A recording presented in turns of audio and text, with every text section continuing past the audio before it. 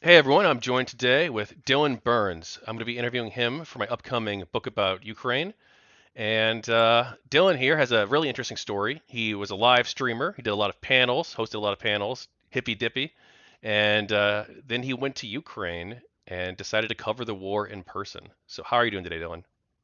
Doing okay. I just released a new documentary, almost an hour long, on my main channel, about the use of Sumy as a launch pad for resistance, how they used the region, which borders to Russia, to launch their invasion into Kursk, how they used the region to bomb into Russia since 2023, what the effects of Sumy being a border region means, and what them making this gambit means for the people on the ground. We talked to some mayors and some villagers who live in frontline towns about how the violence has changed since Sumy has regained the war's attention due to its use as this launch pad.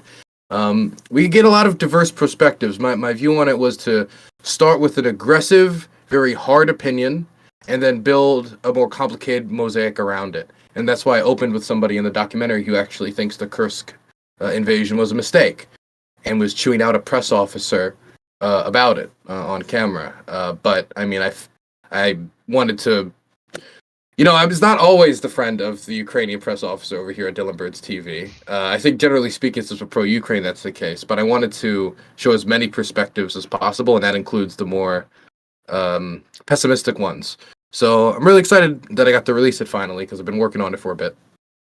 So you say that you started with a strong perspective. Now, do you personally come in with like a strong perspective when you look at things and then try to branch out from there, or do you try to Oh approach it as God. neutral as possible at first and then? Sometimes I get annoyed because I'll put together something and I'll go out and I'll gather because sometimes I'll go to somewhere to film because I got the opportunity and maybe I'll get something interesting, and sometimes I go there with the purpose of this is the film I want to make, and maybe there's a general idea I want to get across.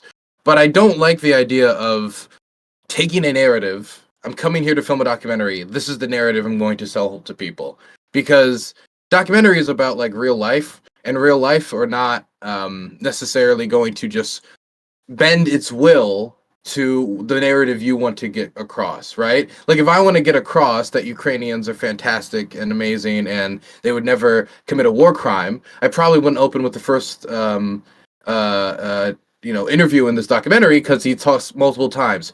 Man, if I was in Kursk, no prisoners, man. I don't see them as human, and those types of perspectives. Like I can't know that those are gonna hit me, and I can't go into it knowing that this is a point I want to get across about it. And so I think it's better to just have a general idea of I can have an idea, a general guideline, a vague, almost like river path that has been treaded before me that I can follow, but I can't have a general perspective. I just need to hammer home because I don't know if that's what's going to be communicated by the reality I see. And I also don't want to.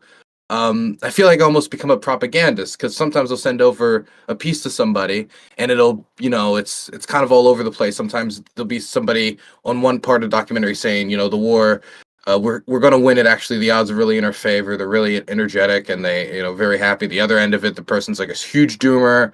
He's like, we need to end the war tomorrow. I can't do this anymore. My mind's breaking. And somebody will look at all of this, and say, Dylan, what am I supposed to take away from this? I'm like, I don't know. Whatever you want to take away. You come to your own conclusions. I'm kind of documenting that, and I think in my head, I kind of don't know sometimes which way to lead towards. The next piece that I just finished the script on, or I'm going to be finishing the script today, so we can just get started right away on the next documentary, is a piece on the human safari in Kherson. And on one hand, in my piece, I do kind of. It's very obvious that I'm biased against the people hunting civilians for sport.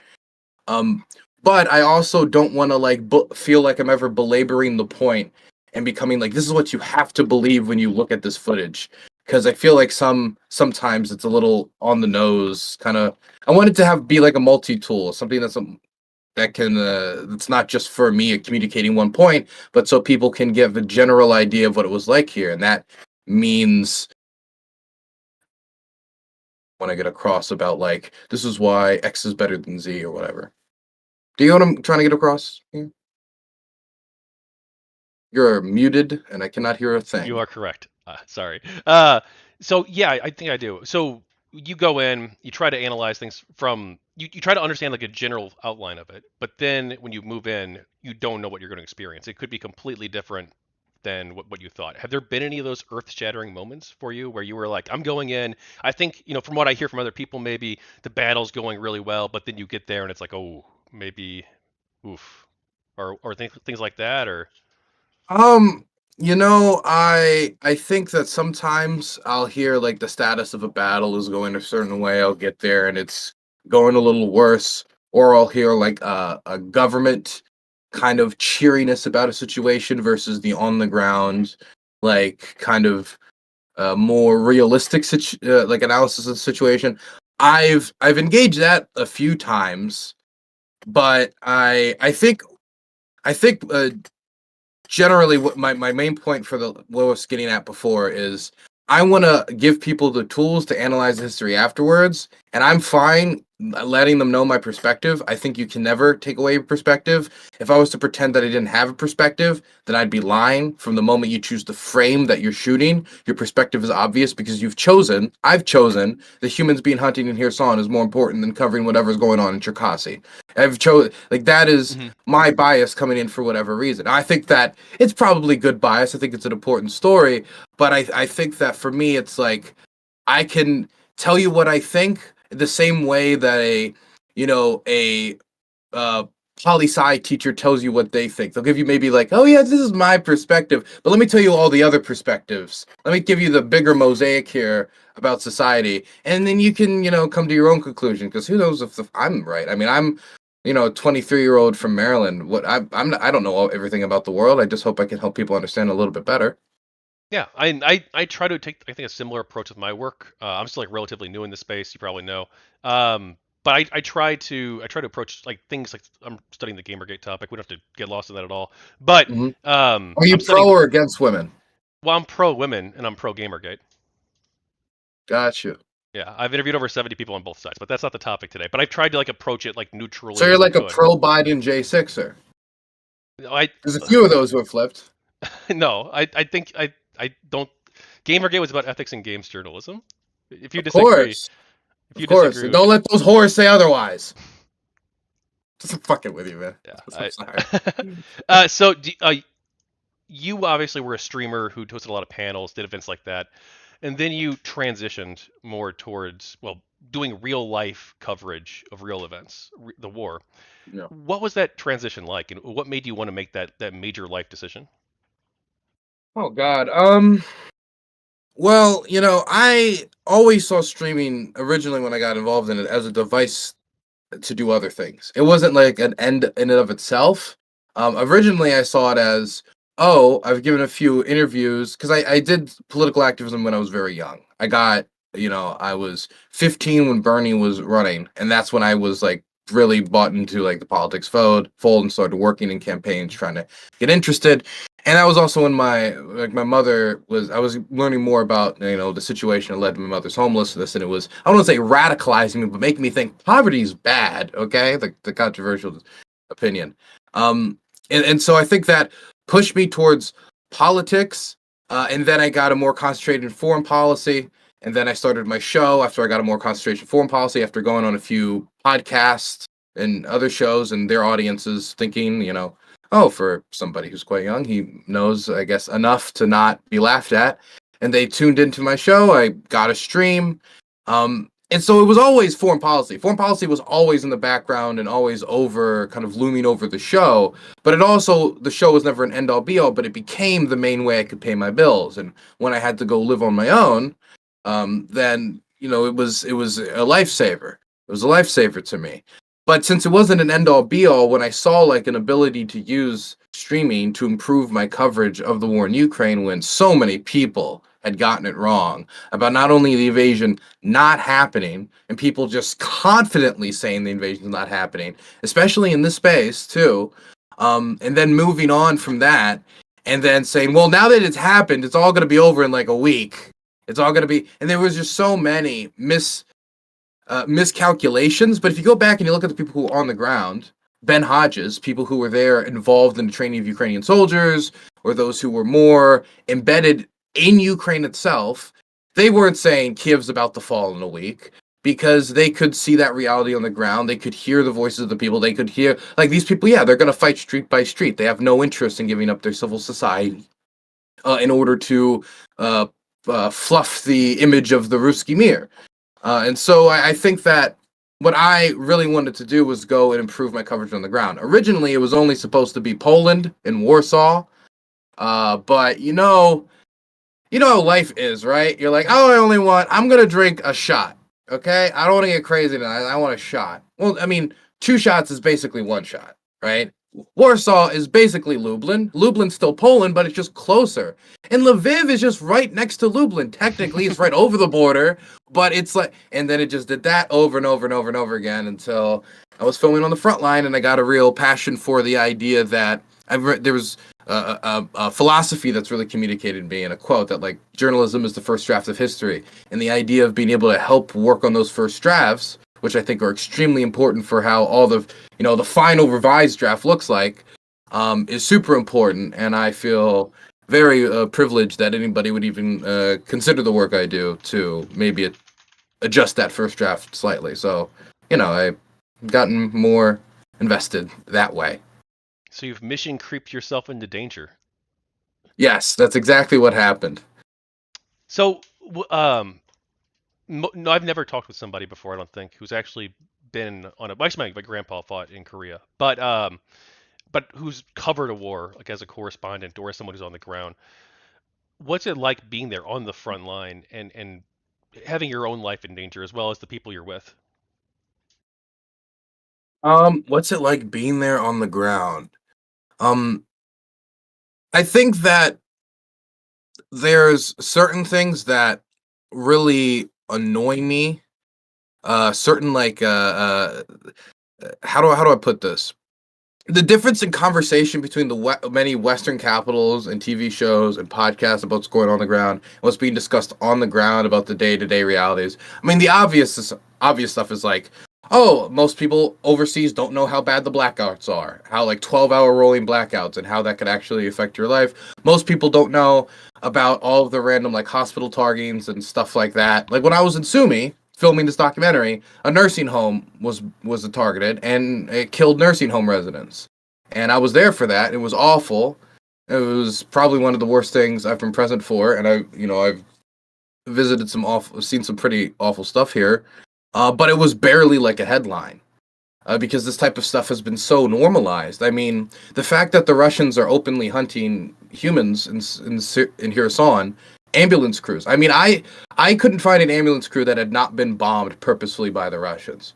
It's you cannot find people who are not being bombed purposely by the Russians in Kherson, and it's just not that big of a story. And so there's a lot of stuff that just, like, doesn't make the big leap from cared about domestically in Ukraine to cared about in the international community, either because they've been tired out by brutality, whether it be in Gaza, whether it be in early brutality, whether it be the fact that they've heard enough about Ukraine and the viewership is down, which it is. The viewership for Ukraine coverage is down. It's been down ever since Gaza, ever since the war in Gaza started. But I mean, it's not getting that same amount of attention. So I think that's one thing that I think really changed. Because when I was going overseas and I was talking about this, it's like when I'm hearing, like, conversations on forgiveness the same day where, like, apartment blocks are collapsing in on children and hospitals are being bombed, I think there's, like, a disconnect about exactly what type of war this is. This is like a war. This isn't like a brother war. This is a hate war, where they're trying to annihilate an idea of a nation, which takes a lot of violence. To eliminate a national idea, of course, it's going to take a lot of violence. They weren't able to do it through mass starvations and all this other stuff, so of course it's going to be this violent. And I think sometimes, and I know this sounds cliche, but the brutality just cannot be properly communicated, both because people don't pay attention, and sometimes, like, even when I try to communicate brutality, sometimes I'll get, like, corrected, like, Dylan, you forgot this detail, it makes it even worse. So I think that that's definitely something that is different. Is just the on the ground acknowledgement of brutality is unavoidable, whereas in the international press away from Ukraine, you can kind of ignore it and just kind of look at it like a chess game, which many have chosen to do. Besides that, I guess the other thing, I don't count the Ukrainians out as much as some other people might. When people talk about like imminent collapse, I get really fucking annoyed because there's no imminent collapse happening in Russia. There's no imminent collapse happening in Ukraine. And imminent collapse has been happening for the last 3 years. And it's going to be imminently collapsing tomorrow and the next day as well, I guess. So I think all these like kind of doomsday predictions, it's very easy for me to just like look outside. Doesn't look like it's collapsing and then close it. And so that's also very useful. But also the understanding the local perspective has probably been the biggest help for me. Understanding, like, for example, why would somebody be angry about having to speak Russian for one interview? Why would Zelensky? It's one interview, right? I was going to ask you about that later. We can Yeah, talk but about it now if you want, but would you take whatever pace you want, take whatever speed you want. uh, what do you think Russia's war aims are? Oh gosh. Um, I mean, when you say that, do you mean what they would be willing to maybe take in a bad situation, or what if they could have their way originally versus now? Like, I'll try to answer it in layers, okay? Both, Because I guess. Yeah. yeah, because I know this is I know it's being a kind of nitpicky here, but it's important because they're all very different answers. If we're talking about what the Russians thought they could get away with at the start of this war, we're talking about the complete subjugation of Ukrainian sovereignty. That means either Ukraine does not exist or Ukraine exists as an extension of Russia. And the reason I say that's the goal, and I still think that's the goal, and if Putin can do that 10 years from now, 5 years from now, that's a goal he wants. You need to go through the gates of Kiev in order to rebuild any of Catherine's empire. And so I think that there is a certain amount of just basic reconquista, and we deserve this land, and we own this land, and therefore we're going to take this land because he sees it as an extension of Russia, ideologically. And so while many people talk about the chess first or like NATO expansion, I will start with the fact that Putin has wrote essays, Putin has made speeches, Putin has made very clear Ukraine does not exist. And if it does exist, it can only exist as an extension of Russia. And currently it is not existing as an extension of Russia. Therefore, it cannot exist. And so I believe that that is still their goal. Because, I mean, you could even go back to the war in Chechnya, and the Chechen leader at the time was saying that, the Russian Empire would truly tremble when the Ukrainians awake, because we're just like a nation of a few million, they're a nation of 44 million, and that, I think that fear of the Ukrainians not only, pushing them off in this way with war, but also gaining a certain amount of civil liberties that could translate across national borders because people have family and they make calls and they speak the same language. If you can look across your border and see a better developed civil society with a higher living standard, it's going to be a difficulty. And I think that Putin also, and this is me going more out on a limb, on the first one I'm confident, this one I'm a little less so, but I'm just giving my thoughts. I think he also did not want that. I think that the further he keeps that away from him, out of Belarus, out of Ukraine, out of the Ruski Mir, the harder it is for that to spread throughout the rest of the Ruski Mir. One domino falls, the next domino falls. So I think that was another goal. I think there's, of course, the normal, usually mentioned strategic reasons. Thank you. Strategic reasons about, the Russians wanting to have deeper access into like more production capacity against NATO, more production capacity against any country that they go to bats with. But that point's usually belabored on a lot. So I wanted to focus on the fact that I do think it is ideological. I think so. As of right now, what their goals are versus what they were going for at the beginning, which I don't think is achievable. I think if they could get what they wanted at the start, they would.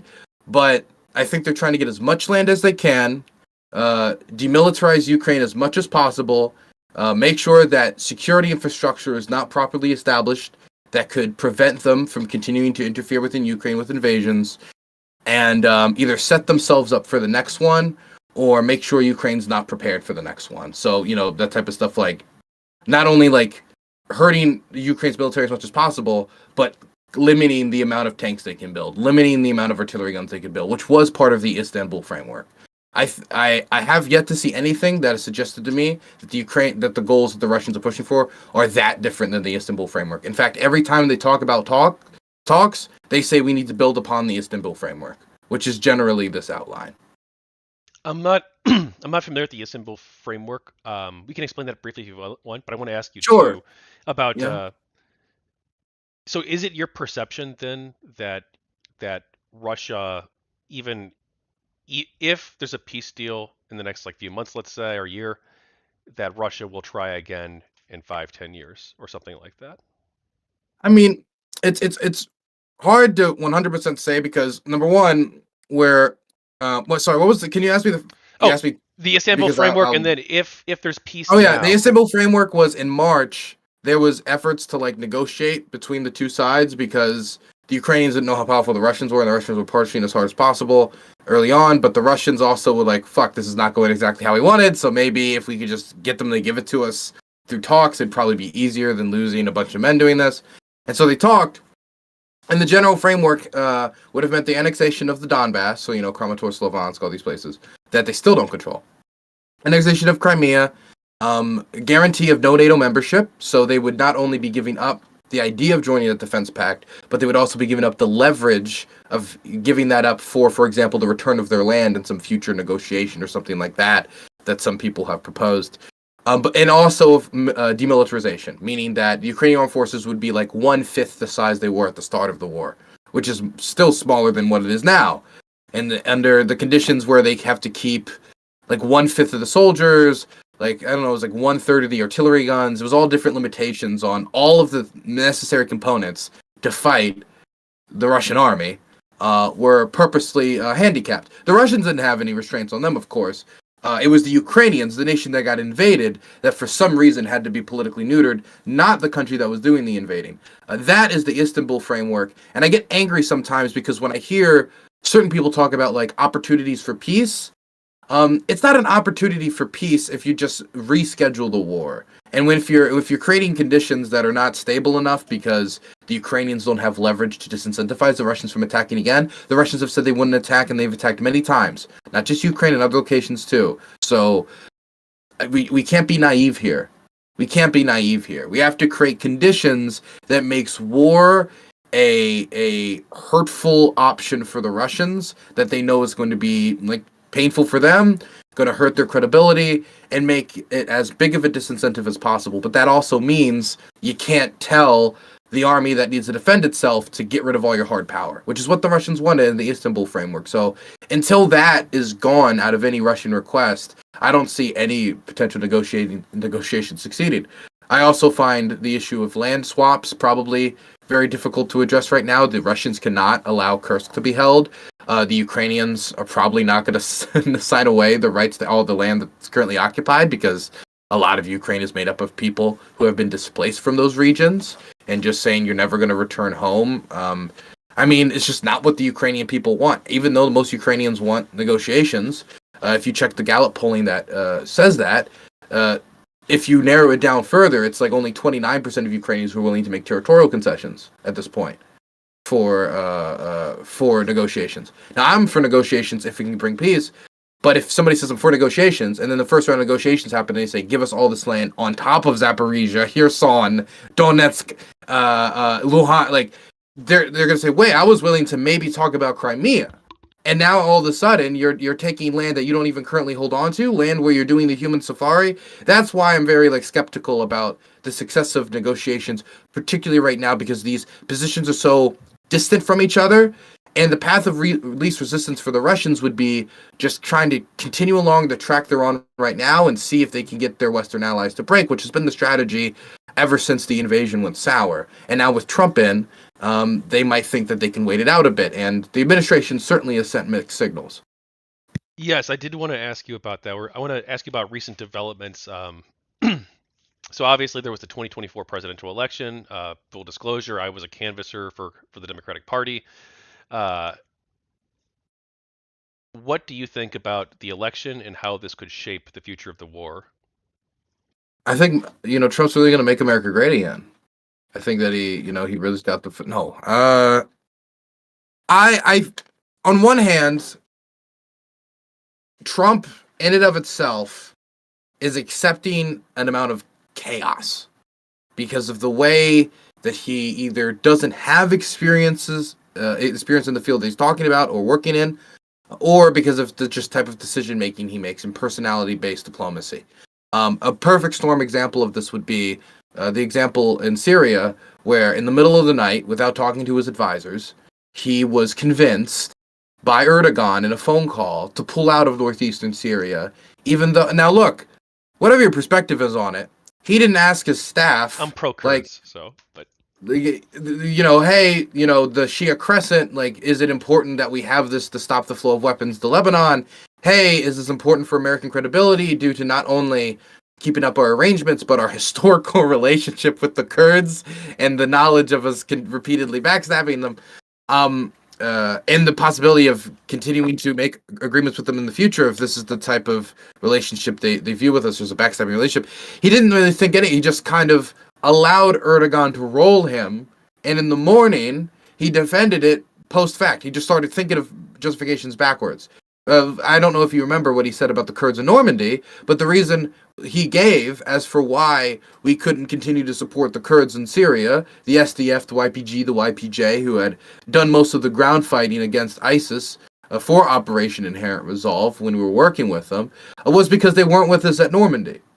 They were not with us in 44 storming the beaches, and so therefore, how strong of an ally are they? But then, you know what's funny about that? Then you get to NATO and the people who were with us when we stormed the beaches, and he's not even consistent on supporting them either. So who is an American ally? Who is American ally? Israel, Egypt, I guess, and the rest of the world, play second fiddle. Point, that chaos will always scare me. Now, that doesn't mean that that's the most likely outcome, is that he's just going to go crazy, especially since, he does have people around him, people who are extremely loyal to him, so if he gets set in something, they're going to probably do it, but, he does have people around him who could check him to some degree, and he has reasons as to not just abandon the Ukrainians. Ukraine is still tremendously popular amongst the American population. Very few Americans support Russia and would be happy to see the Russians taking any more major Ukrainian cities. If they took Kherson back, if they took Zaporizhia back, and we got footage of that out under Trump's watch, that would look really bad. And if it could be at all connected to Trump's behavior, then it could be the first major scandal of his presidency. I mean, he said it was going to be the first thing he dealt with, 24 hours. He's already failed on that front.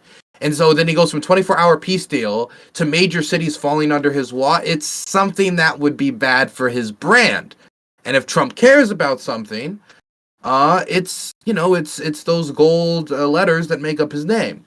So I think that you could both pitch it from that angle, and you could also pitch it from an angle of what could the Ukrainians offer to him or the United States with resource rights? What could they offer him in the United States when it comes to for example, one rumor was the replacement of American troops on their bases with Ukrainian. Now, in some instances, I don't think that would be very smart, because the purpose is that they're American troops, that there's 50 American troops here to prove that we give a commitment, and that we're kind of putting our eggs in the basket, so to speak, so that if somebody rattles that basket, they're shaking American eggs and breaking American eggs. That's the point.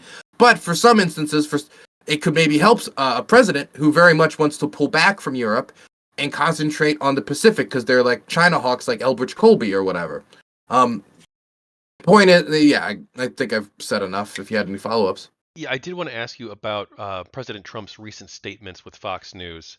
So he recently talked about how Ukraine shouldn't have fought back because Russia is bigger and they have 30,000 tanks, whereas Ukraine doesn't have that many, quote, army tanks, unquote. And Russia that doesn't have those many army tanks anymore anyway. uh, I think they've lost more than half of them, so I mean, that data's out of date. and he also says that Zelensky's not an angel. Do you have any thoughts on this? I watched this. Actually, I know the quote you're talking about. I mean, look, he's a fucking Neanderthal.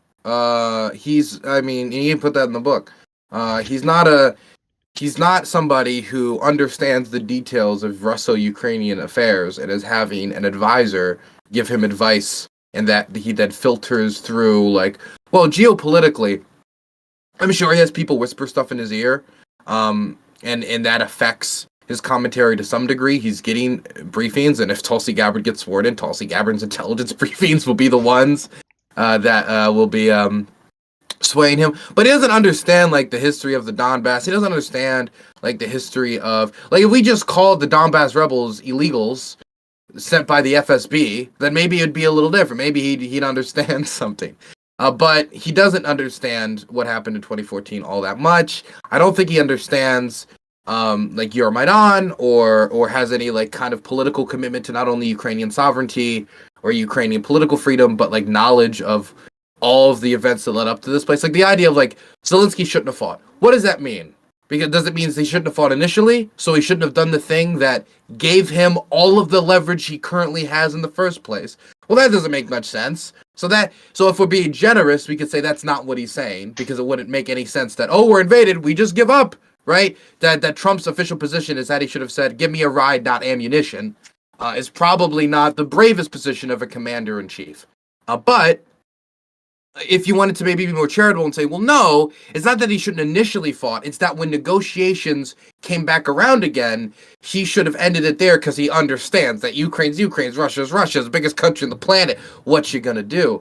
But that negotiation would have been March, and it would have been the Istanbul framework we talked about before. Mm-hmm. And so the question would have to be put to Trump that if he thinks it would be smart for a nation to give up all of its weapon and military to a nation that had invaded them like 2 to 3 times, and I'm saying 2 to 3 because they did invade the Donbas a few times without patches on their shoulders, so it's exactly hard to say exactly how many times, but who invaded you a mystery number of times in the last decade, to just get rid of your armed forces and hope, and pray, and wish upon a star, click your fucking heels together, hope Peter Pan comes through the window and takes you off to Never Never Land and grants all your wishes. It's not going to happen. So I don't think it's wise. I don't think his advisors would agree with it. I think it's something he's shooting off the hip almost to be like, see, they're both bad, so I can kind of be like, finagle them a bit. Or, see, they're both bad, so maybe Putin, if he sees this, will see me singling one. I don't know what logic went through his head, but there's no moral thinking behind the idea that he shouldn't have fought. There's no, like, negotiation thinking that he shouldn't have fought, unless he legitimately thinks that Ukraine demilitarizing itself and giving up land that it still holds on to right now would have been a better alternative than continuing to resist when you would still have physical force to resist yourself in the future. I mean, not resist myself, but resist anyone aggressing upon you. So I think it's just Trump's usual bullshit. Now, whether or not this is going to end up like affecting policy or not depends on the amount of back scratching we can see. Now, another recent development is that North Korea, a few months ago, entered the war. They sent reportedly, I believe it was, well, you probably know the number more than me. It was like over 6,000 at first, but I think it became like 10. But you can tell me the exact number if you'd like. And has this changed the conflict? Has this escalated it? Are they effective fighters? What do you think of this? I mean, like, I don't know the exact number, but it's like a couple thousand at least, probably. So the situation with North Korea, to be blunt, the soldiers are actually a very small part of North Korea's support structure. In fact, I would say that while it is useful, it is not the most significant on-battlefield contribution the North Koreans have made. The North Koreans are making up maybe like half of Russia's artillery arsenal. Like half the shells that they are firing into Ukraine are North Korean. If they did not have those North Korean shells, they would be firing half the amount of times they're currently firing into Ukraine if they could not find another alternative for the North Korean option. Now, those shells are maybe not going to be tippy-top shape, 155 millimeter, clean as a whistle, signed freshly. It's maybe that's not what they're going to get, but they're going to get shells, and a plurality of them will work. And so if that means more firepower, that means more fuel for the Russian offensive. And that, in my mind, is actually the biggest contribution the North Koreans have made, both in artillery shells and in the supplies that Russia needed to actually keep the aggression on. Despite the amount of critiques and laughing as people was going to make of the North Korean artillery shells, if half of those things generally fire towards and generally hit around their target, that's hundreds of thousands of more shells falling on the battlefield, which you can certainly feel the difference. So I would say that that's a big contribution that they have made. But the more recent one that might have more political implications because of the standards it could set, and could be the start of something smaller that expands, is that the North Koreans have started to send troops over to Russia to then be sent to Kursk to fight in Russia against the Ukrainians. So they're fighting, as far as we know right now, the only documented like real proof we have of these guys operating is in the Kursk region. I've heard rumors of them also being deployed in Ukraine proper, but they're deployed in the Kursk region. It's what I thought was going to happen, and the reason I thought it was going to happen is the agreement that the North Koreans and the Russians signed was like we'll support each other's defense in times of attack and aggression. And it just makes the most sense because it'd probably mean it would be harder to capture them. You'd have less informants informing on them. It would just it would be simpler for the Russians all around, and it would mean that they could help alleviate one of the points of particular humiliation for the regime.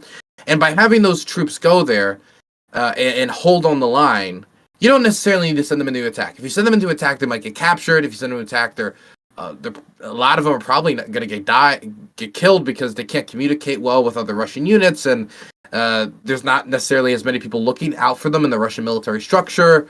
And they could end up being used like Storm Z units, which they have been used like Storm Z units. But when you're holding, and your job is just to stand there and hold the position, it's, that could be like, if you're just told, hold here, here's a gun, shoot a man if he comes that way. That's a basic enough task for people to at least try their hand at it, even if they're not going to be the best at it in the world. And because the manpower differential is so big between the Ukrainians and the Russians right now, and it's having such an impact, these amount of troops, while it won't have a big strategic impact across the whole battlefield, it could have a small local tactical impact in the Kursk region for freeing up other Russian soldiers to go on the attack, or, as we've seen recently, they go on the attack themselves. Not to mention, like, the North Koreans can always expand this. I'm sure they're getting something in return for it, whether it's technology sharing in order to help them target their long-range missiles more, whether it's, goats. Like, it could be anything. Stuff to just, like, alleviate the hunger. And so, this is something that also could expand. And if it's seen as a successful project, the North Koreans might even, depending upon the Russian continued need for them, could possibly try to throw them at other locations as well. For example, maybe in Ukraine itself, or after the completion of the war, maybe Moldova. I mean, I don't know. Of course, this is like me completely speculating the future. But my point being is that if they think it was successful and it worked and it was a good idea, they're more likely to do it again come a future conflict. Now, when I was talking with Ukrainian Anna, she talked about how it was recently acknowledged by the international community that China has not been a neutral broker. Oh, I don't one remember last which second. You wanted me to organization. ask you. You asked me how good the soldiers are, right? Yeah. Honestly, they're not bad from what I've seen. These seem to be people who are motivated. Maybe they're people who have probably, like, the guys they're serving with are guys that might have served with their whole life, like 15 years in North Korean armed forces. They're probably motivated to not see their buddy fucking Kim blow up. And so, Except when the drone comes in and they just shoot their friend. Honestly, what I've seen is Obviously, sad someone died, I've seen but something not like that, but I've seen something like where one North Korean acts as bait for a drone as the other two try to hunt it, and they hide in a bush, wait for the drone to come hunt the first one as they're running, and they jump out of the bush and shoot down the drone.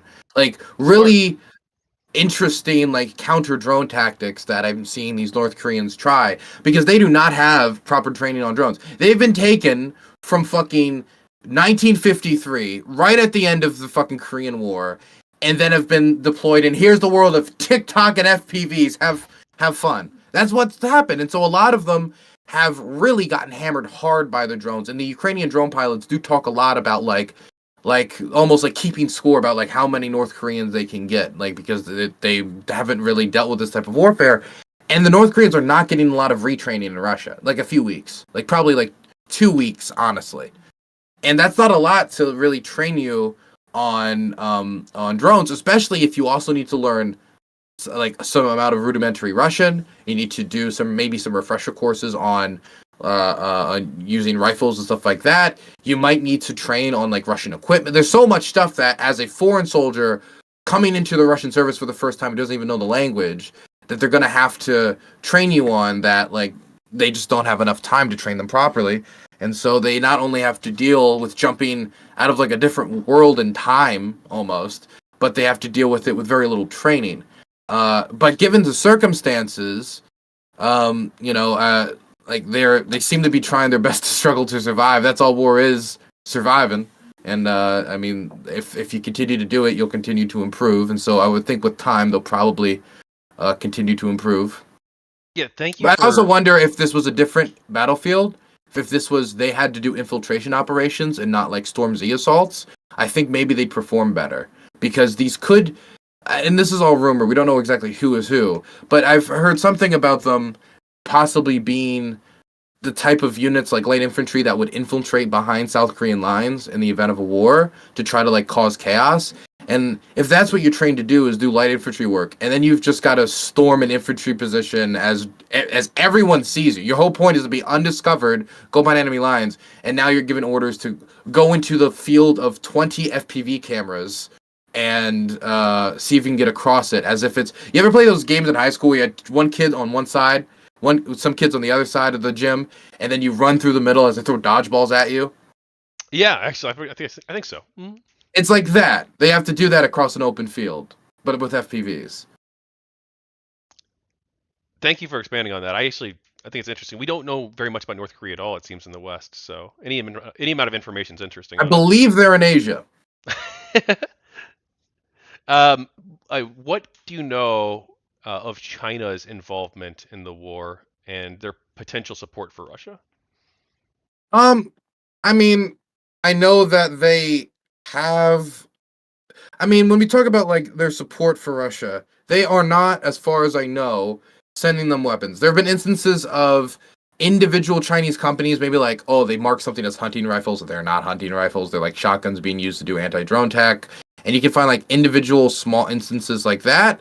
I also do know that there are instances like for example, drones that have been exposed, like for secret drone programs that Chinese companies had with the Russians. But honestly, like, it might not even be that the Russians desperately want the Chinese want the Russians to perform so well, and that's why they're doing these, secret drone programs. 1 second, I'm hacking my pipe. It could be, just frankly, that the Chinese are so fucking dominant right now in drones. I mean, everything. When I'm in Ukraine, it's all Chinese shit. It's very rare that I see like, oh, this is a Polish.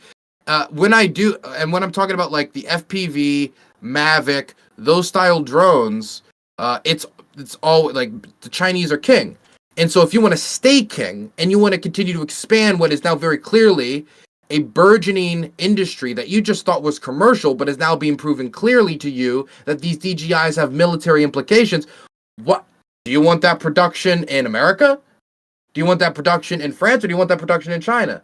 And so I think for the Chinese, being able to sell drones to both sides of the war to build up their own drone industry, which is how the Chinese companies have treated this, and technically they're not allowed to. According to the Chinese, they're not allowed to sell drones to them direct. Bullshit. The companies know they're doing it. They're offering like options without the GPS stuff and without all the stuff that you would just take out. For the only circumstance you'd be taking the shit out is if for whatever reason you didn't need a return flight, right? It's like it's very obvious that they know what they're doing. They're making the money, they're building up their drone industry, and they're going to benefit from it at the end of this as being the one that could spam out the most of these things at the end of the day. And so I think from one perspective, it's not even like, oh, rah, the Russians. It's, we can build up a burgeoning military industry that everybody can see is clearly the future of warfare as we're entering a period that is largely being described as a new Cold War. So if you were the Chinese leader, what would you do? And when you think about it from that perspective, I think it makes sense, at least for the drone stuff.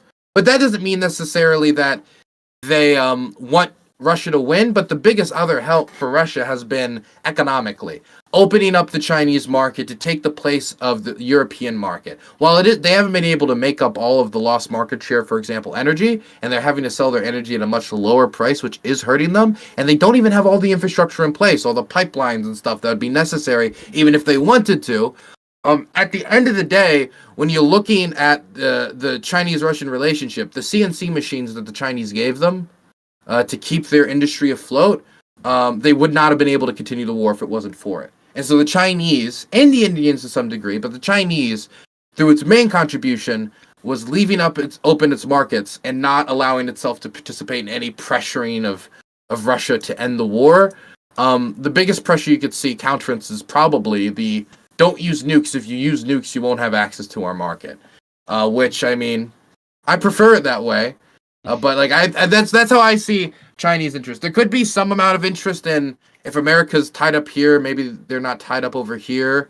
If they're trying to initiate something, but I think that they generally want Russia in the field to compete against American hegemony. They want to build up their own drone industry, and they also do kind of like a position of dominance over the Russians economically, like they have right now.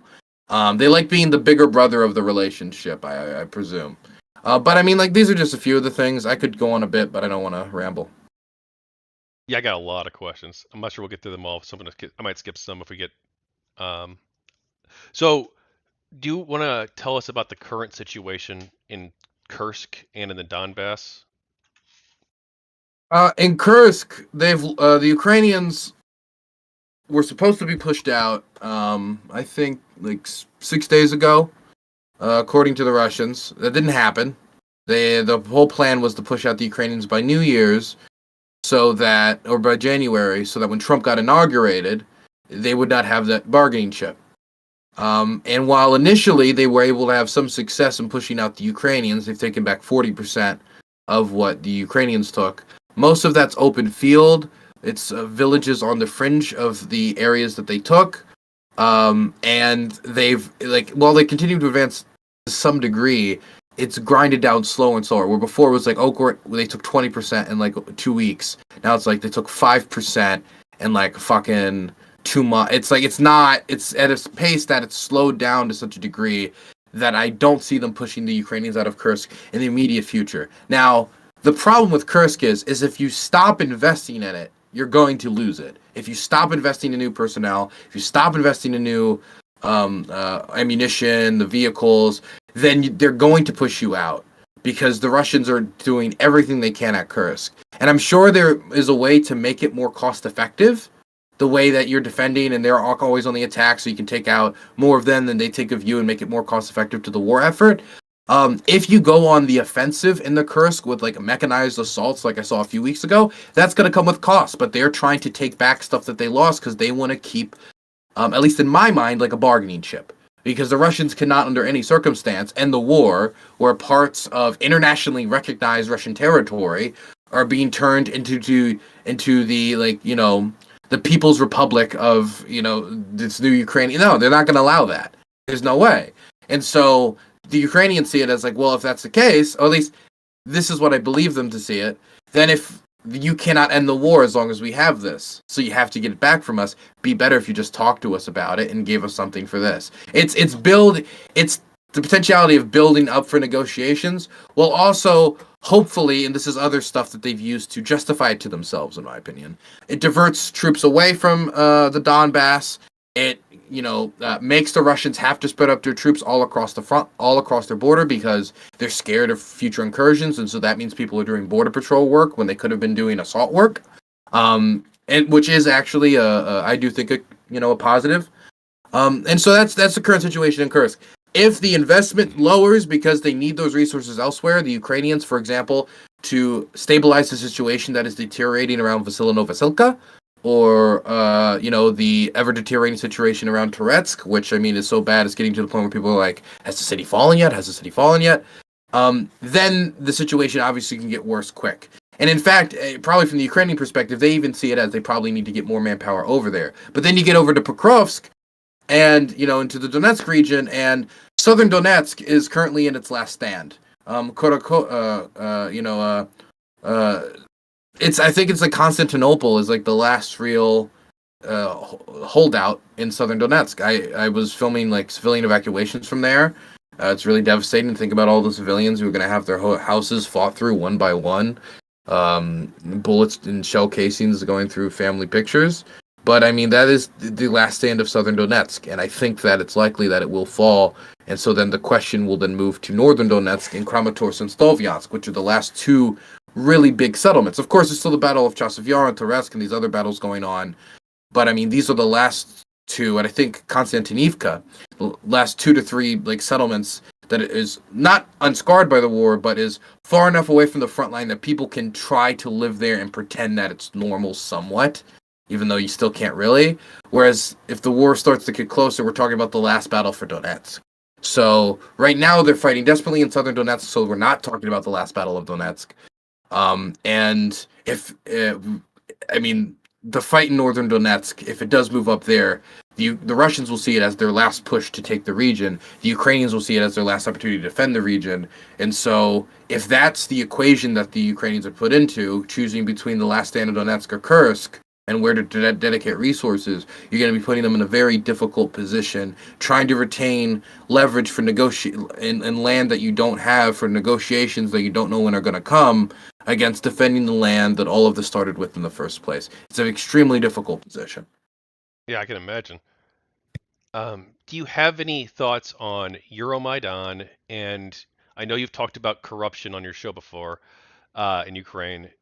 Has it gotten better since Euromaidan? Has what gotten better since Corruption. Euromaidan? Yeah, it's gotten better. I mean, the corruption index has improved. There's like some transparency when it comes to public bidding, and because there's a lot of favoritism and a lot of, hey, you're my friend, I'll give you this contract if you know you don't have a company in this. You just make one quick, make some shell company, you'll take the contract, skim off the top, and then do a shit job, and then we'll make a buck. Like a lot of corruption, like that. And there was still problems with it. I know that, for example, in I believe the Hostomel military district, they were giving a lot of trouble to people that were trying to do rebuilding work. I think there were some buildings in Bucha that were repaired by companies that shouldn't have been doing it and actually somehow increased the damage in these buildings in Bucha. I don't know how you're such a bad repairman that you go to Bucha and you make it worse. But somehow. And there's a lot of like deals like this where it's like back scratching, giving contracts to your friends. That's still a problem. There's problems of corruption where people pay for like sick sheets so they don't have to go serve in the armed forces. That's something that's not only bad, but is also something that pulls on social cohesion because people don't like the idea of the rich kids get go away while the poor kids have to go fight, of course. But I mean, that's been a truth about war for a very, very long time.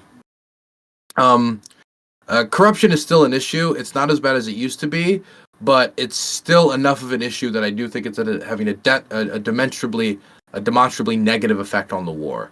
I think the clearest example of this, even though I mean it's not taking like tons of bullets away from the front line or anything, would be the military jacket scandal, where the Ukrainian government, with a limited budget, is paying more than they need to for overpriced, poor quality military jackets, because somebody in the middle there is cutting some off the top from these poor jackets. And I'll talk to soldiers outside of Soldove who are fighting literally on the front line of the Pokrovsk fight, and they'll say like, "Oh, like I've had to pay for every uniform I've had. They've never given me a new uniform."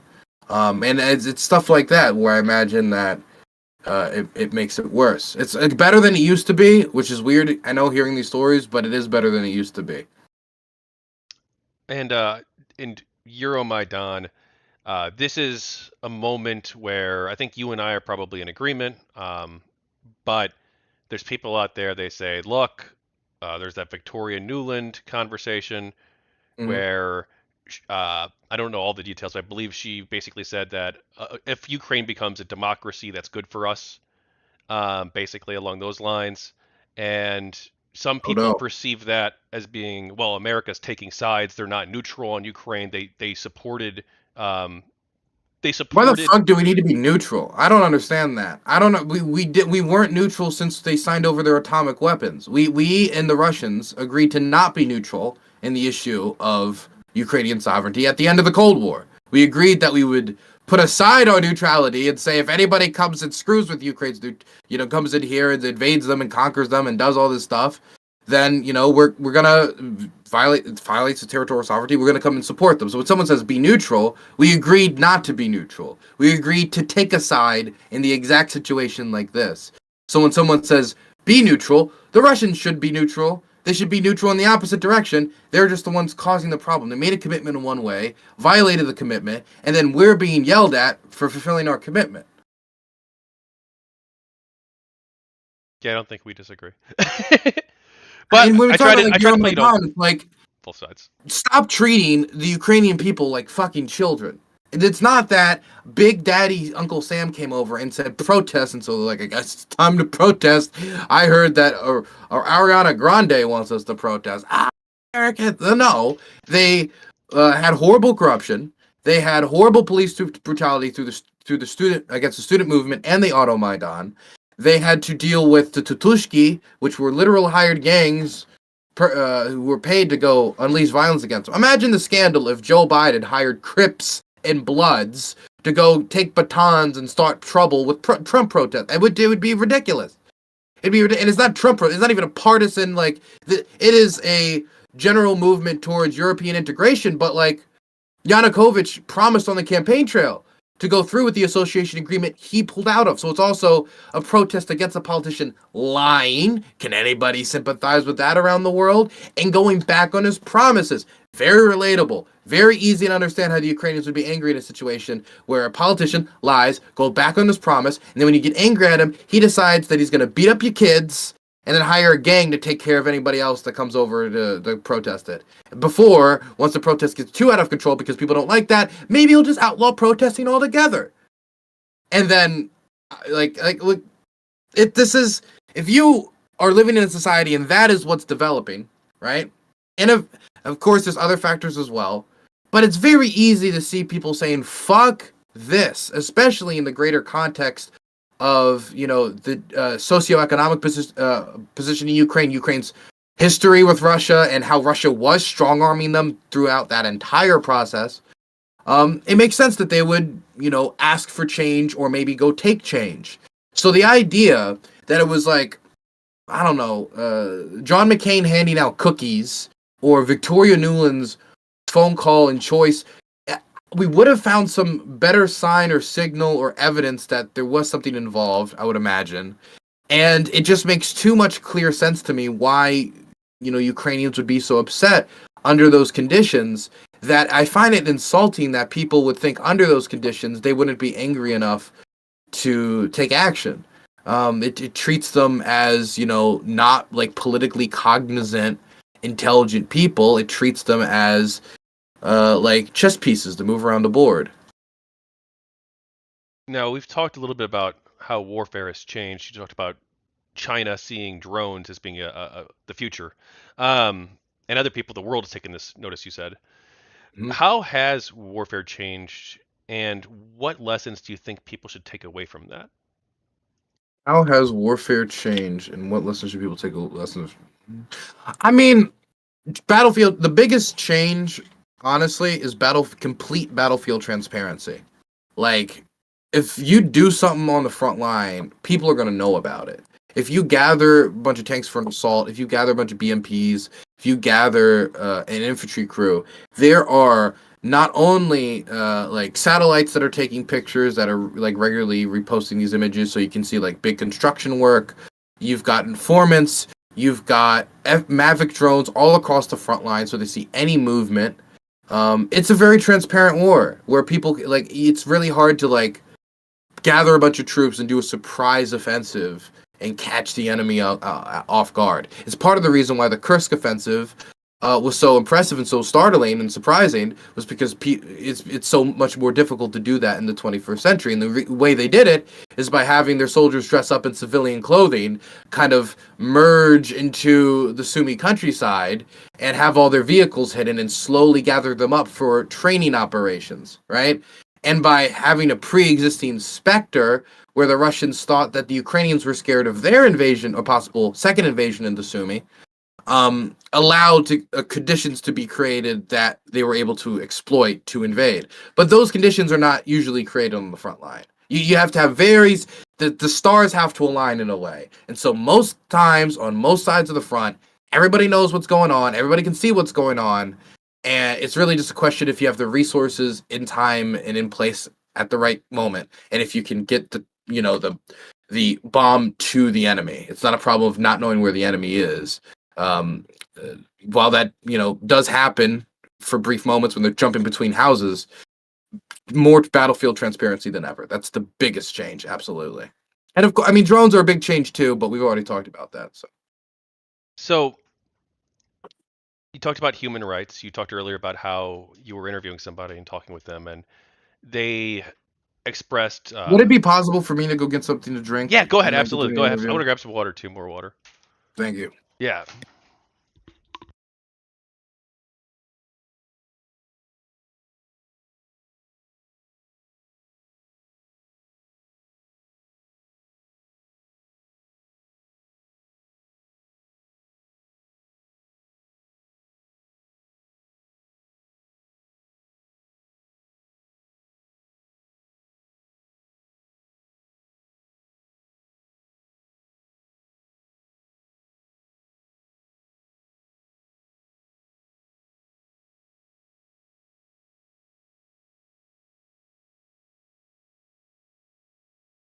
Hey, chat. What's up? Like the stream.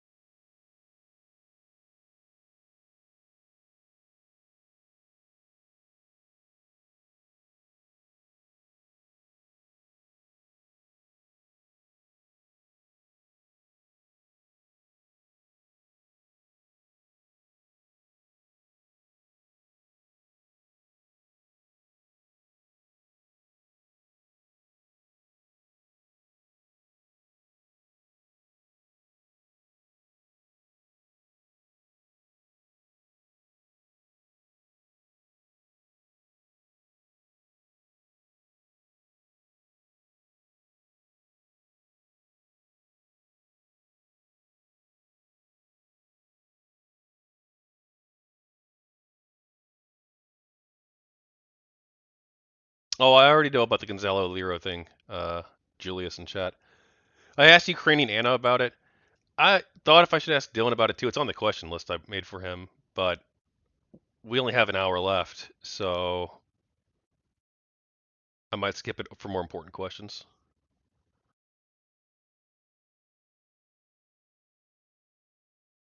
Plus, it's already covered in the book with Anna, so.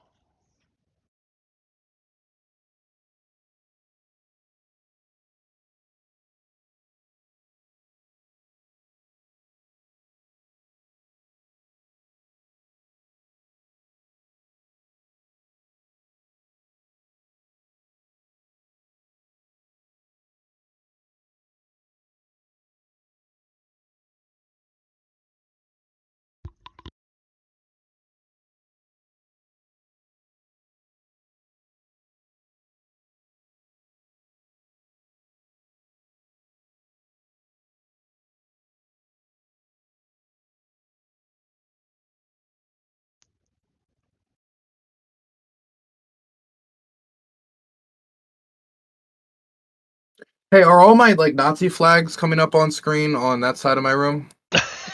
No, they're not. No? Okay, good. You joined Azov? Oh, of course, of course. That's actually what this is all about. It just says I love racism in Ukrainian, actually. Oh, by the way, I guess I was going to ask about human rights next, but really quick, one of the talking points at the beginning of the war against Ukraine was that the Ukrainians have an issue where some people in their society hold positive sentiment towards the Banderites or towards like right wing, far right Mhm. ideology. And obviously, people in every country are far right and far left and whatever, right? But like, what's your perception on that take, that sort of Well, critique of Ukraine? what critique that there's people here that are? I mean, I say Yeah, here, so I'm there there's mostly here. people, That are that are. and that Ukraine has integrated them into the national defense services to some extent. Oh, sure. So that is absolutely true that there are far right people in Ukraine, and they're absolutely true that they've been integrated into Ukraine's national defense. I would even say that they were integrated into Ukraine's national defense back in 2014. And what happened in 2014 was to put it bluntly, is that everything was shit. The government had maybe 12,000 soldiers that were really ready for war, and they were facing what was presumably the second most powerful army on the planet, backing up a rebel group where it can move its army across the border and nobody's going to do anything over and over and over again. This agreement about the territorial sovereignty that was signed in return for its giving up its atomic weapons was completely being not respected whatsoever, and so they had to facing down the most powerful army on the planet with 12,000 effective troops. And so what happened was a bunch of people outside of the armed forces who wasn't corrupt, and by the way, the armed forces also was full of Russian spies, top to bottom, and so you'd get a lot of situations where people would be going on supply runs, and the supply truck somehow blows up, and it's because the Russians knew where it was, because they're being told, and they blow up the supply truck. And so some groups from, for example, Right Sector is a very popular one, less popular now, they've been kind of broken up, they don't really exist as they used to exist. They still exist as a political movement, they still have their groups, there's old veterans of it, but it's not what it used to be. And plus they were the 68th was literally, I think it was the 68th, but they literally got smashed up. But sorry, I'm getting off my point. Point is, back then, when all this was happening, Right Sector started as a self-defense group in Euromaidan with shields and batons to fight the police. They decided, well, I guess we got to go do this work too, made their own units outside of the armed forces, and then went and fought the Russians. Now, they were actually outside of the official structure of the army, so they didn't have to go by army regulations. They were basically a militia that was going out and fighting the Russians because the government was too corrupt and full of spies to be able to do it on its own. And it is true that of those militias, while it wasn't just people like Right Sector, and a lot of people would just join whatever group was doing the fighting against the Russians. And if it was one of these militias, do you want to join the unit where your commander might be a spy that takes your paycheck? Or do you want to join the unit that you don't have to even wear the proper uniform? You can probably smoke whenever. And as long as you go out and you kill Ivan, right? At least from their perspective, right? And so they were able to attract a decent amount of people, and a lot of those that would be rejected from the official armed services because they got an injury or some other reason, they would go to these militias, and that would give more manpower to these groups. Now, over time, it is true that these groups, had leadership that expressed really disgusting views about race. The leader of this Third Assault Group, for example, the Third Assault Brigade, he's somebody who, they would call him White Father because he was, very much into white nationalism and the idea of fighting for white Ukrainians. And he is still in the armed forces. He says he's changed. He's turned over a new leaf. That's what you hear from a lot of these people. Because the truth of the matter is, their movement was not popular in Ukraine. People were fine with them and happy to see them go fight and defend the country and do that. But nobody wants to see these street toughs or these people who descended from street toughs run the government. Nobody wants to see them manage the economy. Nobody wants to see them manage social policy. Nobody wants that. So they'll let them go fight for them, or at least this is the general Ukrainian perspective, but nobody's voting for them. I think Svoboda, which, it had its own people who went out in militias as well, and Right Sector had his own political party. All these groups, far-right groups, made an alliance in the last election. They couldn't even, clear the 5% threshold. I think Svoboda has a single MP out of 450 parliamentarians. So, it is true that they went and joined the armed forces. A lot of those people are dead now. A lot of those people are retired because they fought for a fucking decade. Some of them are still around. But to be blunt, this is not a movement that is going to take over the country politically. The only real threat, not the only threat, but the thing that scares me the most, or the thing that would scare me the most, is the idea that these guys would take in, some crazed loon from the United States, train him because they're looking for manpower, and then he learns stuff, comes back to America, and does something crazy, right? Or does that anywhere, and that tries type to of... shoot Trump, who he voted for. Yeah, they're like, I saw your Trump, coverage you of must support White Azov, and he fires the, it would, he tries to shoot Trump. But the point would be that I would be kind of scared about the training of people who are more radical like that, but I mean, that would be like a concern I had more in 2014, 2015. This is less of a concern I have right at this moment. And I see it as the country has now mobilized everyone.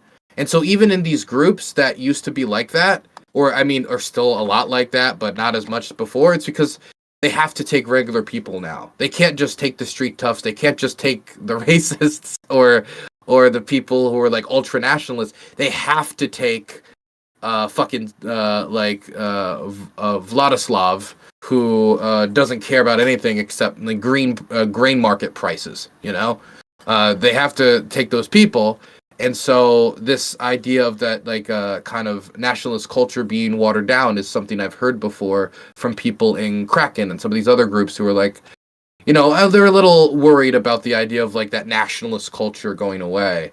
But I mean, like, that's inevitable if you bring in a bunch of people who either, to join the army, and then you bring all these unofficial militias into the army, then you put normal people outside of the nationalist movement. Not saying that, like, normal people, these freaks, but, like, people who are not in that movement inside them is going to happen. So the movement got watered down in the military as more people from wider society got mobilized. But also, if you mobilize everyone, you mobilize everyone. That's true for the Russians. That's true for the Americans. It's also true for the United States during wars, too. We mobilized some people in the Klan and gave them rifles, had them march across Europe, and they came back. And so this is a concern in every war, the idea that if you're going to mobilize all the population, you're going to be training some people who like killing to do killing, Not saying that, like, right sector is going to just go do terror attacks randomly. They haven't done anything like that. But my point is, like, in every war, when you push everyone in the service, you're pushing everyone in the service. I did tell you I wanted to ask you about human rights, but I feel like we've already covered that a lot. Would you be okay with moving on to the next section, or is there more you would like to say about human rights? Um, I think they're good. I think they're good too. Anti-war protests in Russia. Do you have any thoughts or advice for the Russian dissident movement, people trying to bring democracy to Russia and into the war? Oh God. Advice. Survive. Okay. You ever see that? Objective survive. Constantly over their head. Okay. Constantly, 24/7. I mean, like, at this point, the Kremlin has a thumb on everything. If they think you're doing something to build civil society, they can just throw you in a jail cell. They can trump up some bullshit, and they can do that. And so right now, like, public displays of resistance are always just like asking to be arrested, almost, in a way. And it's not saying that it isn't something like somebody going in public and protesting against war, getting arrested. Like, it might shake a few people walking to work that day. It might, like, but I don't know how much of an impact that would really have compared to the demonstrably negative impact on that individual's life. I think the big thing is to create opportunities for discontent, create opportunities for dissent, try to create opportunities where people can express the difficulties that the slaughters brought into their life, because until it's discussed openly, until people, and one person says, yeah, and another person says, yeah, you're right, it is bullshit, we can't buy these eggs anymore.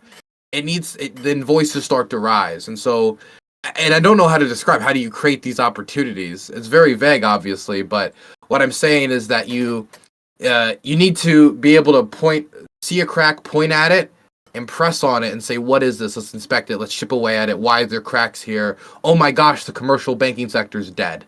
They've completely destroyed Russia's banking sector in order to keep the military afloat. Holy shit, how are we going to get house loans? Holy shit, how are we going to, like, that would be the advice, is you got to push for something like that. But I mean, that's not that detailed because I have very little expectations. I have very little expectations because I think currently right now the Russian population is, while they're not excited about the state of the war, they might not be very energetic about the war. The majority of them, when polled, still support it. And even if they're answering like it's bullshit, I still think there's likely that it's still a plurality, that there's still enough to continue pushing on this war in Russia that the Kremlin feels comfortable not taking this negotiation opportunity by the reins. And so not only is it that the Russian public has not been able to push for an end of the war, Putin feels so comfortable in pushing on the war that now that Trump's offering an off-ramp, there's a possibility that the path of least resistance for them will be to just keep pushing on for another year anyway, which could lead to literally hundreds of thousands of more Russian casualties. And that is a very scary phenomenon. But to think that if the Russian public might be willing to do that, it's like, how much do you think of the Russian public, or a public that would be willing to take that type of a beating? Not even from like a sympathy angle of like, oh, should I sympathize with them, but from an angle of like, how do I inspire these people into action? Zelensky expressed a lot of this in his Lex Friedman conversation, where he talked about how, doing the conversation in Russian in order to conversate, with the Russian public, he felt like in the first few weeks of the war, he would go to the New Year celebrations in Russia before the war, when he's still a celebrity, and he'd sing and he'd dance and he'd tell jokes, and Solovyev and all these other Russian propagandists who are calling for Ukrainian cities to be razed to the ground now would clap and cheer and smile at Zelensky, and he thought he knew the Russian people. And so at the start of the war, he made all these appeals to the Russian people again and again and again, please, please, please, and it didn't do shit. And so I think, I don't think that there's no reason to try, and I think there's good reason to try. I think radio, there's a reason why Radio Free Liberty was created. There's a reason why these types of things exist, to try to get information to people. Right now, it's like you can't really. The conditions have to be there for the Russian public to accept the truth. I can't force it on them. Okay, so what do you think of what do you think of the Lex Friedman interview? And can you steelman Vladimir Putin's decision to bomb ambulances? What do you mean, steelman his position to bomb I was ambulances? joking about Lex's approach to a pilot. What do you think of the interview? Sorry. No, it's okay. We can always joke about bombing Ukrainian ambulances. Well, obviously, I think it's bad. I was just like, his whole thing is love. I'm fucking with you. Don't worry about it. I'm just fucking with you. So, I think honestly, I think the interview was good. I think Lex did, generally speaking, a pretty good job. I think that while some of the questions might be stupid, most of them weren't, but there were stupid questions. Stupid questions can still have a purpose. I asked sometimes, you might ask a stupid question and you didn't know it was a stupid question, and you can kind of finagle it to, well, I just wanted to show the perspective of, but they could give an interesting answer. For example, if someone's like, why can't you find a middle ground? When he first asked that question, I understand why that question's a little silly, to be like, you have two positions, just choose whatever in the middle and be done with it, right? These people have to live with this, and you're just gonna be like, oh, we gave your house away because it was the position in the middle. We undercut our economy. We gave, it's not, the best foundation for an agreement isn't that 50-50. Let's just put it, these numbers sound okay. It doesn't sound particularly fantastic. So giving Zelensky an opportunity to respond to something like that, I think, is good. But if he gives that response and he says, well, the problem isn't just finding the middle ground, because the middle ground between justice and injustice has still injustice. And in order to build a long-term sustainable peace that doesn't have Ukrainians fighting another generational war down the line, we need to get something that is just enough for us to be able to live with. This isn't the exact word to use, but the general idea. And I think that answer is very interesting, and it means a question that in and of itself, if answered directly, might have not been that deep, or might have not gotten that much out of it. All of a sudden, I think, because it's been reframed in some way, you're opening people's perspective up to something they haven't seen before. Because it's not like Zelensky is going to actually settle the war in Lex Friedman's podcast, except that's what Lex Friedman thought he was going to fucking do. He thought he was going to settle the war on his podcast. He was going to be able to come up there like Mahatma Gandhi or something. Or no, he'd be Jimmy Carter, and he'd be Egypt and Israel, and he'd hold them both up at Camp David, I guess. And, they'd be making peace.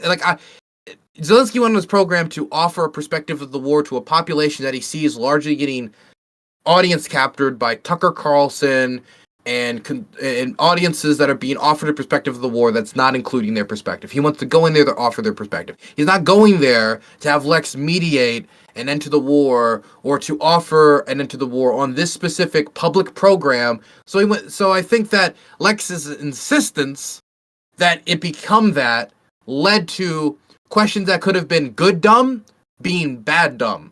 Where after Zelensky gives that deep answer, Zelensky just follows up like, okay, but you still need to find a middle ground, so attempt anyway. That you, why? Why would he? Of course he didn't attempt. What do you mean? So for me, I think most of the interview was good because it gave Zelensky, directed the conversation well. I think he's a good national spokesperson for telling the Ukrainian story, where most of the world has learned about the Ukrainian for the story for the first time through him. I think he's very good at that. I think he took the opportunity well, and 3.5 hours is a lot of time to work. And I think most of the questions were good, and I don't think Lex went into this with the intention of like making Zelensky look bad. But I think his insistence on making that show a peace envoy when my peace deal is not going to be interrupted mid program by Dollar Shave Club. Okay, I think it was just a little. I think he bit off more than he could chew. Well, I'm glad he did it, and I do think you make an interesting. I think there is value in those weird out there questions where you're like, whoa, and then maybe you'll get something you never expected, rather than just being the same interview every time, right? Yeah. So, I nodded my head, but yes. what do you? I was looking at my phone. Sorry, I have my list of questions on there. What do you think of the media coverage of the war? Oh, I think of media coverage of the war. I think early on it was not great. I think that early on, this idea of like, I think there needs they didn't have a lot of people on the ground, and so they relied on a lot of immediate local sources and had to play a lot of catch up. It was and I wish that there was more. There was some, but the big problem for me was always just like the people they would rely as the expert opinion, right?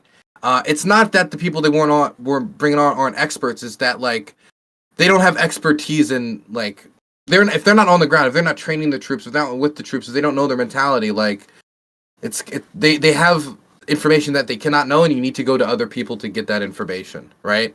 And to provide that information. And having somebody astute from Washington come here and tell you how the Ukrainians are going to fight, it's just not.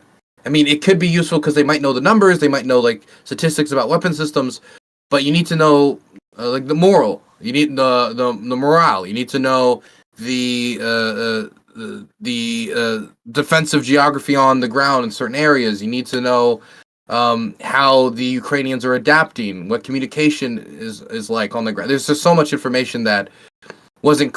It was just so chaotic at the time, and so much was kind of being lost that I think people undersold the exactly how bad it was getting for the Russians. And when it got to a point where the Russians were clearly just in the shit and they didn't have a way out, I think it really took them a while to like properly register. Because I remember doing my show at the time and saying like in March, like, man, like people keep saying like they're gonna march on Kiev soon, they're gonna like make that big attack, but like it doesn't really look like they could. I mean, they're surrounded on all sides here. They're taking crazy casualties.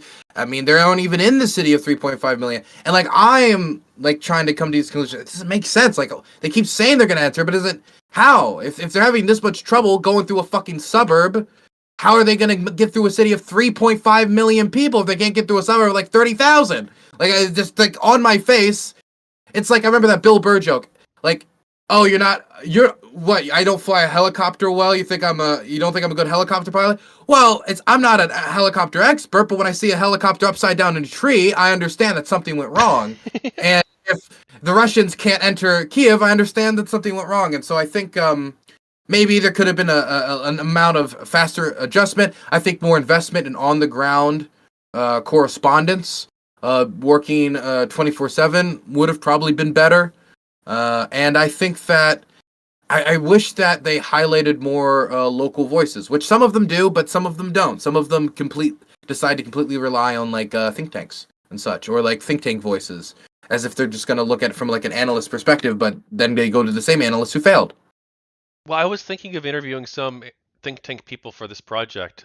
You can interview think tank people. I'm not even saying they're bad. I'm just saying that there's an over reliance that I think led to people not being blindsided by the fact that Ukrainians are real almost, which is a weird thing to say out loud, but there really seemed to be almost like a holding of breath waiting to see if the Ukrainians would just collapse or just go over. And I understand like military strength, there's a question, But there did seem to be a certain amount of bought into this idea. Well, the brotherly nations, the two peoples. I mean, some might actually welcome with open, and it was just a complete misstep on its face. For example, John. I mean, I hate to always bash on Mearsheimer, but Mearsheimer said that they would never invade, but if they did, it'd be over instantly because the Ukrainians would basically immediately submit.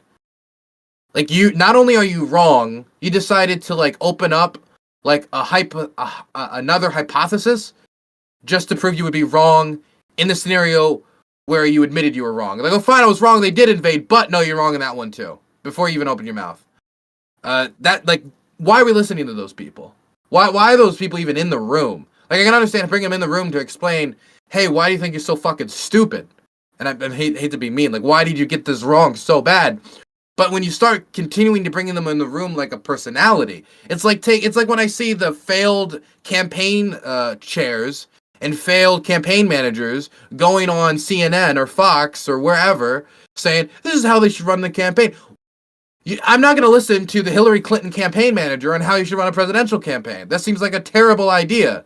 Why am I listening to John Mearsheimer on like how do you make peace in Ukraine or what's the best path forward for the... No, I'm not going to listen to the guy who got it wrong, probably more than anyone got it wrong. But I mean, that's a very specific instance. Where do you get your information about the war? Mostly visions.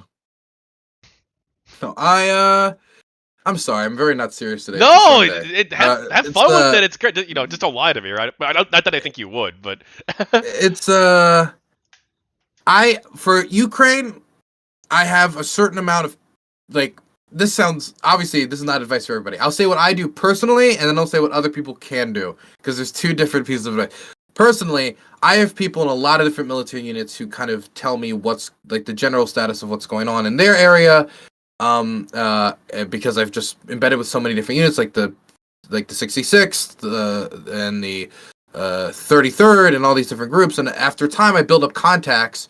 So if I ever need to know anything, I can just be like, either contact them or contact them to my fixer. Like, hey, can you go ask so and so how this unit's doing? I've heard this rumor about this. Can you go do that? And having that ability to do that is unbelievably valuable. I knew it would take a lot of work, and it did take a lot of work to just get like the little bit of that I do have, but it is unbelievably valuable. So I mean, like, it's always, if you have family in LA, you probably know more about what's going on in LA right now because they're chippering in your ear. It's the same principle. So I think outside of that, I like Kiev Independent for Kiev-based news. I think that they write very easy, very simple to understand reports for an English audience, and they're not oligarch controlled, which is a problem in Ukraine. They are not oligarch controlled, so that's very good. And in fact, they got established originally as almost a rejection of oligarch control in and of itself. So I even agree with them as an organization in principle. And so I'm pretty happy with the Kiev Independent. Yeah, I mean, like, for Kiev-based news, I think that's like the simplest stuff. If you want to, like, I don't know, get involved in IR or stuff outside of Ukraine, like foreign affairs is always a good place for people to start if they're interested in international relations and foreign policy and hearing diverse perspectives. I know people think it's like full of a bunch of establishment chills or whatever, and it is, but the world's full of many establishments. I'm not anti-establishment. I think liberal democracy is fucking nerd. amazing. Sorry. So the 10 media indictments showed that Tim Pool, Dave Rubin, Benny Johnson, and others were paid millions of dollars from the Russian government, with smaller payments for other right-wing content creators. The payments were sent through a front company run by Lauren Chen and her husband, supposedly without the content creators' knowledge of the Russian payments. What do you think of this? I think that either way, it is pathetic. It's pathetic in the way that, let's say that everything that Tim and the rest of them said about what happened is true. That they really didn't know, that they didn't see the signs, that they've just get so much money all the time that when people come in and drop a few mil down, you don't really pay it no mind, and it's not really like such a big deal that you just kind of accepted another deal. And then when they started making recommendations about how you should cover the Moscow Mall attack in a certain way, Benny, then you start leaning and like that they just so happened to cover it at the same time, and it wasn't because Russia was throwing that down their throat. Like, if I was to buy all of it, then they are the most knuckle dragging, window licking, doorknob sucking, I don't even know what to call them. What are those little like no, they're like a microbe, like those little microorganisms, like those little bears, you know what I'm talking about? Tardigrade. Yeah, they're like little tardigrades almost. When it comes to disintelligence, because I don't understand how you meet somebody and they're like, we're gonna give you millions of dollars, not for you to produce an original show, but for us just to repost your content on this newly established YouTube channel. Where did we get all this money for a 0 subscriber YouTube channel to throw millions of dollars around at all these different creators? Oh, we got it from this mystery businessman from the Netherlands. Oh, you Googled his name and could find Numpty? No, that's because he's super secret. Here is just a PDF document that says he's really cool. What's your one problem with it, Mr. Dave Rubin? Oh, it says that he likes inclusion and such. Oh, wow. Like, it's if it's true that this is how it went, that every single stage of this, including when people were like Googling what time it is in Moscow, that every single stage of this was just them completely missing it, then these are people you can't respect as commentators. You cannot respect them to do basic investigative work. And it's one thing, like the smaller creators, I may be more willing to forgive, because I imagine if somebody comes around with this type of money, that's like life-changing money. But if Tim is being honest that like, oh, it's just like another mill, then I mean, like, that means he's just taking money from whoever, whenever, and he's not even like thinking about it. And like the red flags that pop up is like he's just pushing it down because it's like more money, or he doesn't care. So it's either he's getting so much money and he just doesn't care where the sources are, which is bad, or he's a smuck and he gets tricked so easily and was convinced that there's really this Dutch businessman that's just so not Dutch no, it is Dutch businessman that's just so interested in getting the message of Tim Pool out to the people that he wants to give them millions of dollars. I mean, maybe it's a combination of both, but either way, that's not good. And so that's the one scenario, that they're idiotic people that could easily be taken advantage of and just take whatever money's thrown at them. That's not good on its face. That's the defense. Okay? If that's not the actual truth of the matter and they had an idea, then they're also working against the interests of their country for a foreign agent, for a foreign government, and in principle, they're acting in a treasonous manner against the United States, where they're helping a foreign agent propagandize in a way for that they know that they're giving them resources because they think you are going to help them take some attack to the United States. And that's what the purpose of this is to undermine the social cohesion in the United States and undermine support for Ukraine.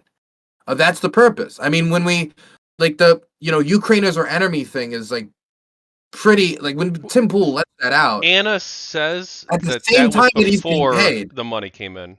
That was before? That's what Anna Well, then, told me. you know what? If it wasn't at the same time, that might actually make more sense, because what better way to catch their attention? Well, I guess What that's better way true, to catch right? their attention So than randomly start calling Ukraine the biggest threat to the world?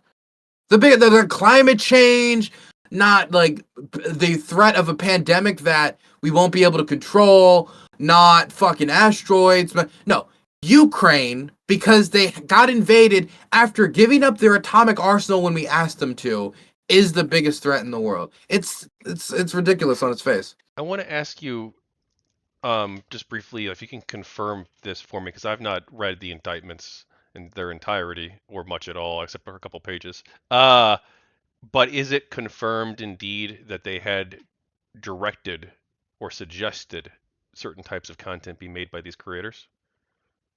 Yes, that is true. The Russians were paying these creators, American creators, millions of dollars And after paying them the money to like get them on their channel so they could have this like influence mechanism, they wanted to see how they could affect their influence.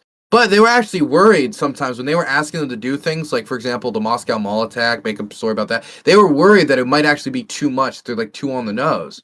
But like they reposted stories about it. They went out and they suggested that the Moscow Mall attack was actually maybe not ISIS. It was actually the Ukrainians. Benny Johnson suggested that publicly. It's ridiculous proposal, but he's continuing even after getting exposed after this. He's continuing to push Russian propaganda. He's just reposting RT videos saying Putin. It's to the point where Benny Johnson's actually more of a propagandist than the Russians when it comes to Russia. He's actually doing better job than Russian propagandists. There is a video recently, just to show you like the caliber of people we're dealing with, where Putin says in an interview, if the election wasn't stolen from Trump, and he had actually been given the presidency in 2020, maybe there wouldn't have been a war in 2022. And so it's both lean into the idea the election was stolen because he wants to undermine the foundations of American democracy, and building distrust within American institutions means we're too busy fighting each other and how to manage ourselves rather than, trying to compete with geopolitical rivals. And he says this, he puts this message out there. Benny Johnson grabs it, reposts it, and says, Putin confirms that there wouldn't have been a war if. Putin said there might not have been. And he immediately took it with this, say Putin confirms that he would have made peace with Trump. He's a peaceful guy. He's more of a propagandist towards Putin than Putin. That's the caliber of people we're dealing with here. These are people who they have a reflective, subservient attitude towards power. And they see it and they cannot help but bow, because that's the only way I can explain that. They have a subservient attitude towards power, and there's something in them that makes them just have to be the one, cleaning the sweat off of their unmentionables. So you and I are both streamers. You're a bit bigger than me, obviously, and been around the space a little bit longer. Do you have any thoughts on how other content creators have covered the war in your experience? I want to just ask. I'm going to name a few names, just one at a time. Yeah, because I'm not going around just like starting shit. You can name a name. Okay, I'll name a name. Okay, what do you think of how What do you think of how Destiny has covered the war? I actually when we were in Ohio together, canvassing in order to try to get people mobilized and stuff. I confronted him about his performance on the war and how he's talking to people about the war, because I was a little upset with how he talked to Ben Shapiro about it. Because in my mind, Ben Shapiro is somebody who comes from a neoconservative thought pattern, right? Very clearly. Whether it comes to Israel or the way he's talked about like how America should engage on the world stage leading up to this point. If you were to go back and see what he thought about how Obama was talking about the Russians back in 2012 during the Mitt Romney race, he doesn't think that the Russians are all flowers and fucking daisies, right? Point is, they're having this talk.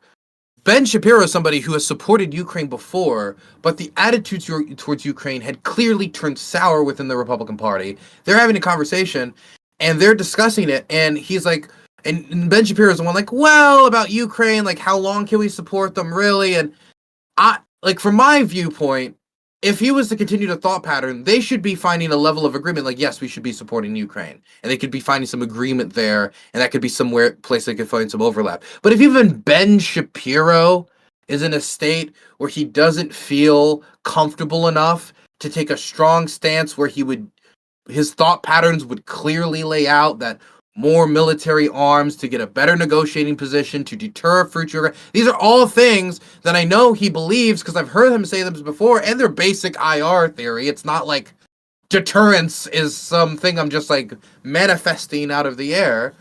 So to see him engage that way there kind of pissed me off a bit.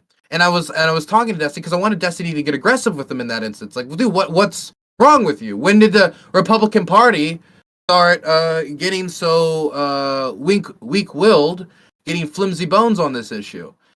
And I basically pushed him on it that like in the future, like you should be more aggressive towards people like this, because these are people who are who are basically letting their party dictate their beliefs on it because they don't want to be taking the unpopular position. This is you should hold people's feet to the fire, make them be consistent. Like and he took to it, and he has been more aggressive on it in the future, and he has like learned more and more and more, and he's gotten better at expressing their position.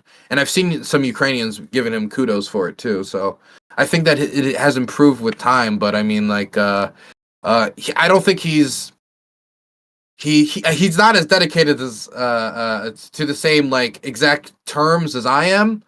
But I mean, he's put more effort into explaining the Ukrainian perspective than other streamers have in the space. Okay. Now, do you have any thoughts on NAFO, hashtag NAFO, the North Atlantic Fellas Organization? Was that the only streamer you were going to bring up as Destiny? Well, I was gonna bring up Hassan and Vosh too, but Okay. I would be really but you funny. said Like, you said one, so let's step into the streaming world, and you're like Destiny. I didn't say one. I said just don't. I said I don't want to name them one by one. I said okay. I don't want to like be like okay. Let's. I Talk mean, I about can ask you about Hassan if you want to. What do you think of Hassan's coverage of the war? Well, it's not what I want. It's what you want. But just ask me whatever streamer. Well, we okay? only got 20 minutes left, so I got like 30 questions left. So do you have stuff to do? Other no, stuff to do? I can go later if you want. I can go. I can do another 30 minutes if you want to get through some more questions. Okay. Okay. All right. So yeah, what do you think about? No, but you know what? I know what you're gonna say about Hassan. Probably. Wow, this guy's a piece of shit. He hates America. He supports terrorists. This guy hates Ukraine. America bad is his whole ideology. Am I right? I don't know if I'd say he supports terrorists. I would say that. But America does deserve 9/11. He said that, and he also brings on Houthi pirates on his show. And So I can't. Sorry, oh, you broke up. but You disconnected. he does think that America deserves 9/11. Well, yeah, he did And say that the that. rapes on October 7th didn't happen. Well, no, wait. To be okay, don't make. Wait, are you trying to make me defend Hassan? Are you trying to put me in a position where I'm like, I well, know. I mean, if you want to, you can. That's what you're doing. That's what you're doing. Well, the thing is, I don't like the 9/11 thing. Right? I think it's horrible. I think it's gross. He shouldn't have said it. His point, if I remember correctly, was that the America, if you get involved in foreign adventurism, that eventually there will be a certain amount of blowback that could result from that. And America deserved the blowback. The civilians didn't deserve to do the dying, is his established position. I still believe that it was gross what he said, but that was his position. I don't know why you want me to defend Hassan today. I don't know why that's your prerogative, but you know. Also, what do you want my opinion on my opinion on him on the war? Like, do you want my actual opinion? Do want to say whatever. Give me your real opinion. Give me your real opinion. My real opinion is that Hassan has fallen into a pattern politically when it comes to foreign policy, and it was a pattern that had served him well, which was don't trust the United States, trust the United States opponent on the issue generally because America's usually in the wrong, and that's how he talks about it openly. He's like, look, usually just bet against America and you'll be right. And he allowed that to poison not only his acknowledgement of how the likelihood of the war would happen. Like, he was mocking the idea of the war opening into it. And he might think like, oh, we've all moved past that. If he doesn't learn how to not do that again, he'll do it again. And instead it'll be a different war where America's warning that Venezuela is about to invade its neighbor to take its oil. And he's gonna be like, oh, another Maduro fear campaign. And then he does it. And then what? And it's like, I don't want to see that same mistake again. But after just getting it so wrong in the invasion, he didn't really correct his position. Rather, he didn't readjust or reevaluate. He just kind of was like, well, I guess they did invade, and the solution is just to negotiate peace. I don't hear anything from him on how to solve this on a policy oriented level outside of the idea that, well, we could have had peace, but Boris Johnson killed it, and a bunch of just the usual hogwash that I would expect to hear out of, I don't know, Russia Today. Because the Boris Johnson stuff is hogwash. It's hogwash, and I would like to hear him defend the terms of the deal that was being pushed in Istanbul, but he doesn't get into the nuance. He doesn't speak to the Ukrainian perspective. And the thing that spoils me on the most is not just that he's fallen into this pattern, but is that he's gotten to a point where I think he's kind of scared of Ukrainians. And what I mean by that is I don't know if he'd be actually willing to talk to them, because he'll bring on Houthis onto his stream that he believed at the time, for all intents and purposes, that if I remember correctly, that he believed that this person was involved in the Houthi pirate movement, was involved in this type of activity, very supportive activity, brings him on, asks him about like what types of anime he likes, as they're like kidnapping civilians off of merchant vessels who are trying to like trade grain to India. It's like, what is like grain going to India have to do with Israeli port? What they're doing that, and he's interviewing him about what animes he likes, and he's comfortable talking to him about that, but he's not willing to talk to Ukrainians about the war because he thinks that they'd be, I think he believes that they'd be too nationalistically emotional about it. And so it's this he's weird. Never emotional, so it's okay. It's this weird thing where he wants to platform voices, except for the one voice that's like, please help us defend our freedom, and because it doesn't happen to fall within the pattern structure, and so that leaves him advocating against aid, except drop as many sandwiches, just nothing to defend themselves is the general policy. And I don't think it's a defensible position. Now, if he's just like a peacenik pacifist who thinks, we can solve the war if America was just nicer to everybody, right? We just fucking handed out flowers, which is a very sympathetic view on the left because we've been working so hard to fight against adventurism in Iraq and all these countries that don't want us there. Now there's a country who wants us there, that we made an agreement to advance the progressive principle of nuclear non-expansion, of trying to make sure that we don't like bring upon atomic hellfire. And the end position is, well, we should abandon the ally because, we don't want to be mean or aggress or scare the Rush. And it's not a defensible position to me. I don't think it's defensible at all to say under any circumstances that we shouldn't send weapons to Ukraine if you acknowledge that the goals of the stopping nuclear nonproliferation is good, and that we should uphold the agreements we made, and that the Russian invasion is morally bad. If you agree with these three things, that America should have credibility and uphold its agreements, nuclear nonproliferation is good, and that the Russian invasion was morally wrong, I don't see how you can uphold the position that he holds. And I think that because he hasn't talked to Ukrainians, because he refuses to talk to Ukrainians, that he's just not going to be changing until the end of this war. He's going to continue dragging his knuckles on the ground and licking windows because he doesn't know how to get out of his thought pattern structure. He didn't know how to readjust after getting it wrong initially, so he just had to follow it up 20 times over. Do you have any thoughts on how Vosh has covered the war? I mean, I don't know like how Vosh has covered the war. I appreciate that he supports Ukraine. I appreciate that he has brought people on to talk about it. I don't know, it just doesn't really inspire any passion in me. But it's good to see socialists in favor of Ukraine because let me just say, and this is probably important for them, if all the places that socialism has been historically, it's hated by the people who used to live under those regimes, if you cannot find a way to communicate that message, like a message of support to these people, if you cannot find a way to like pitch something to them that have seen the worst sins of socialism towards like, hey, maybe this is something that we could do to actually improve. Like, hey, the corruption is bad and social services is bad. Maybe we should have public health care. Maybe we should. Then, like, I if you can't do that, then I don't think you're going to bring socialism into the 21st century.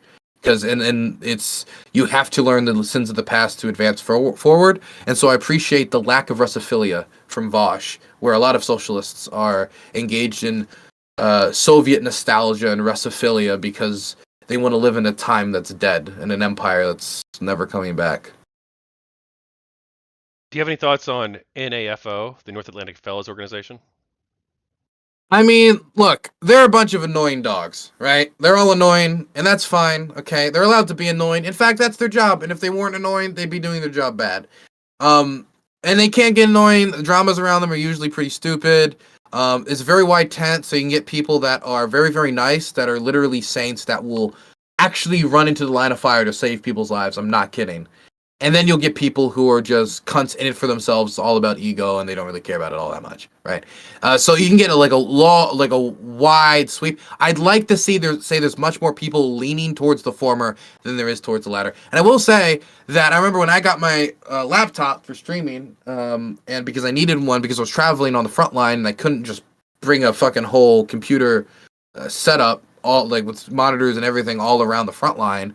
I put up an Amazon wish list page, and my editor made me put the computer on there. I said, I don't want to put it. The computer's too expensive. If they could just help me with some lighting or whatever.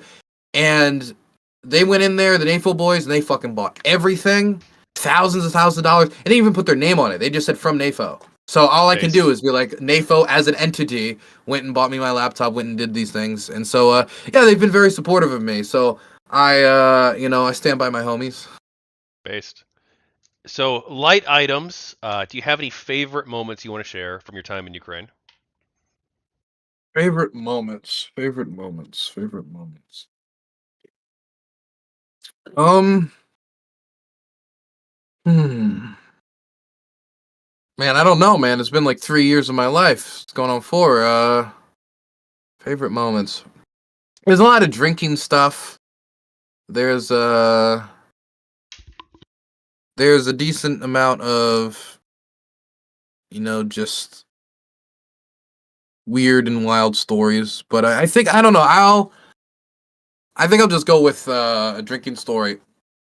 I filmed this documentary called The Unevacuatables because I wanted to think of the least marketable name on the planet, and make a movie out of it. Just kidding, but it was fucking not a marketable name. But it's original, and so nobody else has it. But as I was filming it with Dima, now Dima, the guy who's the subject of the documentary, he's kind of like a Dnipro street tough, and that's not to say that he's in a gang or anything, but that's just to say that he's a shady Dnipro guy, right? And for me, seeing him go out and help people like he did, because he was evacuation worker and he saved a lot of people out of Mariupol, and he dragged my friend from the river when we were in Kherson, and he got bombed during an evacuation mission. Dragged him from the riverside when he was bleeding out. And I got to know him, and I just learned more and more about how many people were evacuated from Mariupol. And the thing that interested me was not only the amount of evacuations he did and how, these individual acts, but also just the interesting original place it came from, which was from what I thought was kind of like a Dnipro street tough, like a Dnipro kind of shady guy, like somebody that usually has past run-ins with the law and is not somebody that you would imagine to be the front page of like Ukraine Weekly if they wanted to put out like who's the model Ukrainian representation of a citizen.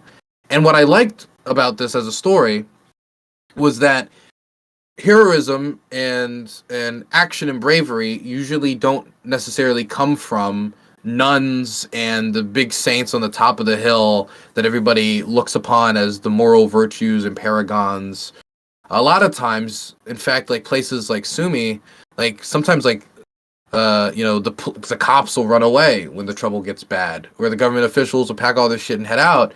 And then it was the Dnipro street tough that was willing to like drive into Mariupol and evacuate people out of the shit, even though what does he have to gain out of it? I mean, he wasn't elected to do this. He wasn't hired to do this.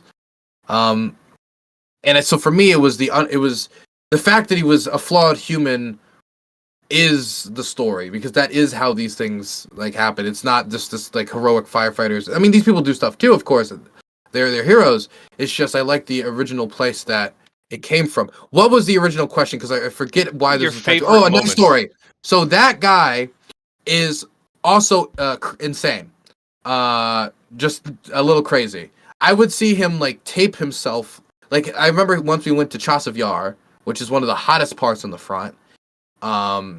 It's being fought street by street right now, and he took out this body armor, and we're about to go there to like deliver some food and try to just convince some people to leave, right?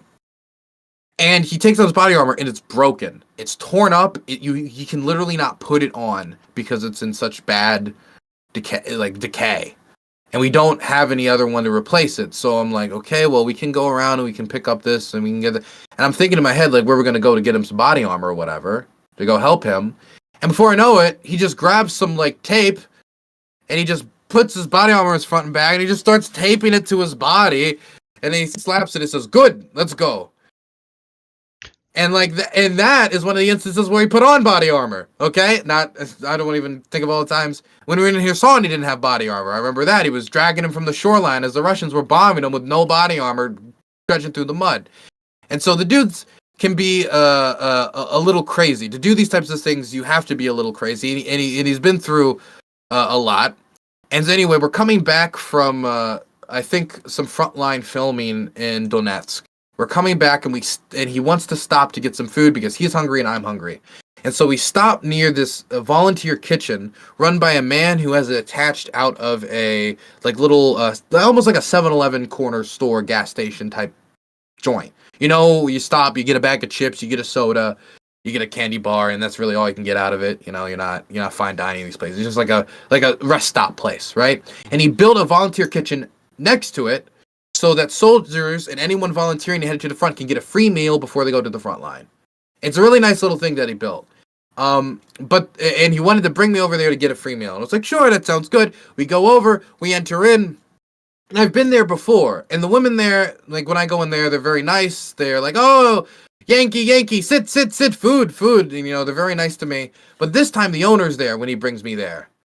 And the owner, he's a rotund man in his 50s with a teethy grin who was already plastered by the time I got there. And he gets up and he starts waving me over once he realizes that I'm an American. He's excited because it's like, oh, it's the foreign guest because this is the place that all the soldiers come. Why is it American here? He starts waving me over. Drink. And I'm like, I don't really want to all that much. I just got back from the front. I'm tired. I'm not really in a party mood. Sometimes I am, sometimes I'm not. I was not really. I turn over to Dima, and he's like, he boss. And I get the implication, because we speak through, a chitter-chatter of, broken Ukrainian and English. I get the implication, oh, he's the boss of the place. I need to make him happy if I want, good connects, or if he wants good connects, so I gotta at least, entertain him at least a little bit, right? So I say, yeah, okay, a little bit, a little bit of liquor. And he's excited. He comes out. I thought I was going to get a beer or maybe a shot of vodka. He takes out this jug, puts it on the table, and it is this purple, I don't know, sludge goop water. I don't know what to call it, but it was very clearly very heavy homemade shit. And it had the only thing that made it not disinfectant was the fact that I think there was a single cucumber floating around in it like a jellyfish. It was it was very heavy. And he said from Vinnytsia. He's from the Vinnytsia region. He's from Western Ukraine. So he's telling me how he made this liquor in the mountains of Vinnytsia and brought it over, and he's just busting it out for me. He's busting out the disinfectant Vinnytsia homemade bathtub liquor for the Yankee that came over. I sit down and I'm like, okay, I'll take a shot. He doesn't take out a shot. He takes out a fucking normal sized drinking water glass. And then he pours it until it's 2/3 full. And then I drink it. I say, sure, cheers. I go bottoms up.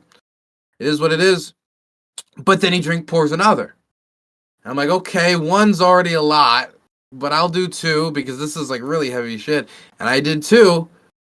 And then he poured another. And this went for a bit until I've had 6 or 7 or 8 or I don't remember. I cannot tell you how many of those things I drank. And I think it's also because of how many of those things I drank. But all I do remember is that by the end of it, there was some local Ukrainian woman, I think maybe working in the kitchen, who was grabbing my leg, making me feel uncomfortable. There was a Ukrainian SBU agent asking me questions, who are you? What are you doing here? And by the whole time he's pouring me more, and I'm like, where the fuck is Dima? Dima, where the fuck are you? And Dima, he fucking left. He went outside. He was on his phone, playing Flappy Bird or something. I don't know. He was just oh, let him finish entertaining. And at some point, he must have been oh shit, he's in there. Because he goes back in to like drag me out eventually. And it's very clear. He's like, I can't believe I fucking let him fucking get this I can see on his face he was angry he let me get that plastered because I was plastered. But the dude in the place was like plastered enough and like friendly that he was like, no, no, no. First, go to my store, have whatever you want. And it's like a corner store, like where you would get like a fucking what do I want? I was like, Snickers. I didn't want anything. And so he just started grabbing stuff, he put in my hand a Pit Bull energy drink, which I don't want to drink because I don't like them, and a pair of underwear that he was selling for some reason that doesn't even. I did end up trying them on because I was just too curious. It's like it cuts off my circulation. They are too tight. Okay, and he's a rotund man, so he has no excuse to give me those tight ass undies. Anyway, I go. Eventually, Dima drags me out to the van, gets me back there, and when I sat in the back of the van, the world was. It was not spinning. You know those zipper rides at the carnivals and Ferris. Sure, yeah. The zipper that like goes like that a million times over. Yeah. It was roller like that coasters. more than it was the world. Yeah, the world was not spinning. I was in the zipper. I was in the zipper without the seatbelt in the back of the car. As he drove me. Now I was supposed to take a train out of Dnipro that night to go back home.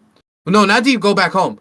To take a train to go to my next in bed somewhere else along the front line.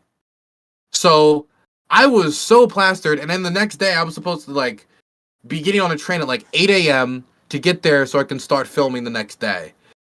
That's not happening, and I can like I'm so I already know that's not happening because I was like, it was a type of plastic where you're like I think I was where you get like 5 words of cognizance out of it, and like for like 30 seconds, and so your thinking's like slowed down. Do you know what I mean? Mm-hmm. The slowing down of the thinking, and so I knew that if I fucking go to the train station and I'm fucking trying to like give them my ticket through broken English Ukrainian, it's just not something I would desire. I would not desire to even be seen in public like this. Thank you very much.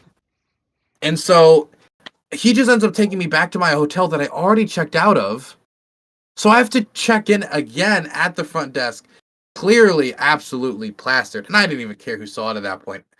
And he like dragged me all the way up the stairs, just in time for me to projectile vomit right outside my hotel door, all over the hallway. So it was like right before he's opened my hotel door, I just like turned my head and all the way down the hallway, and then passed out on the bed. That I don't know. That is an interesting moment. A favorite moment too. Wow. Huh. But I mean, like, it's a memorable. The most memorable moments become favorite moments. That's No, true. That's true. and it's not like in the time it was absolutely awful. I do not enjoy being that intoxicated. It's not like an enjoyable experience to me. For me, you drink a little bit of whiskey and you let the amber current go into your veins. You get warm, and then you're done.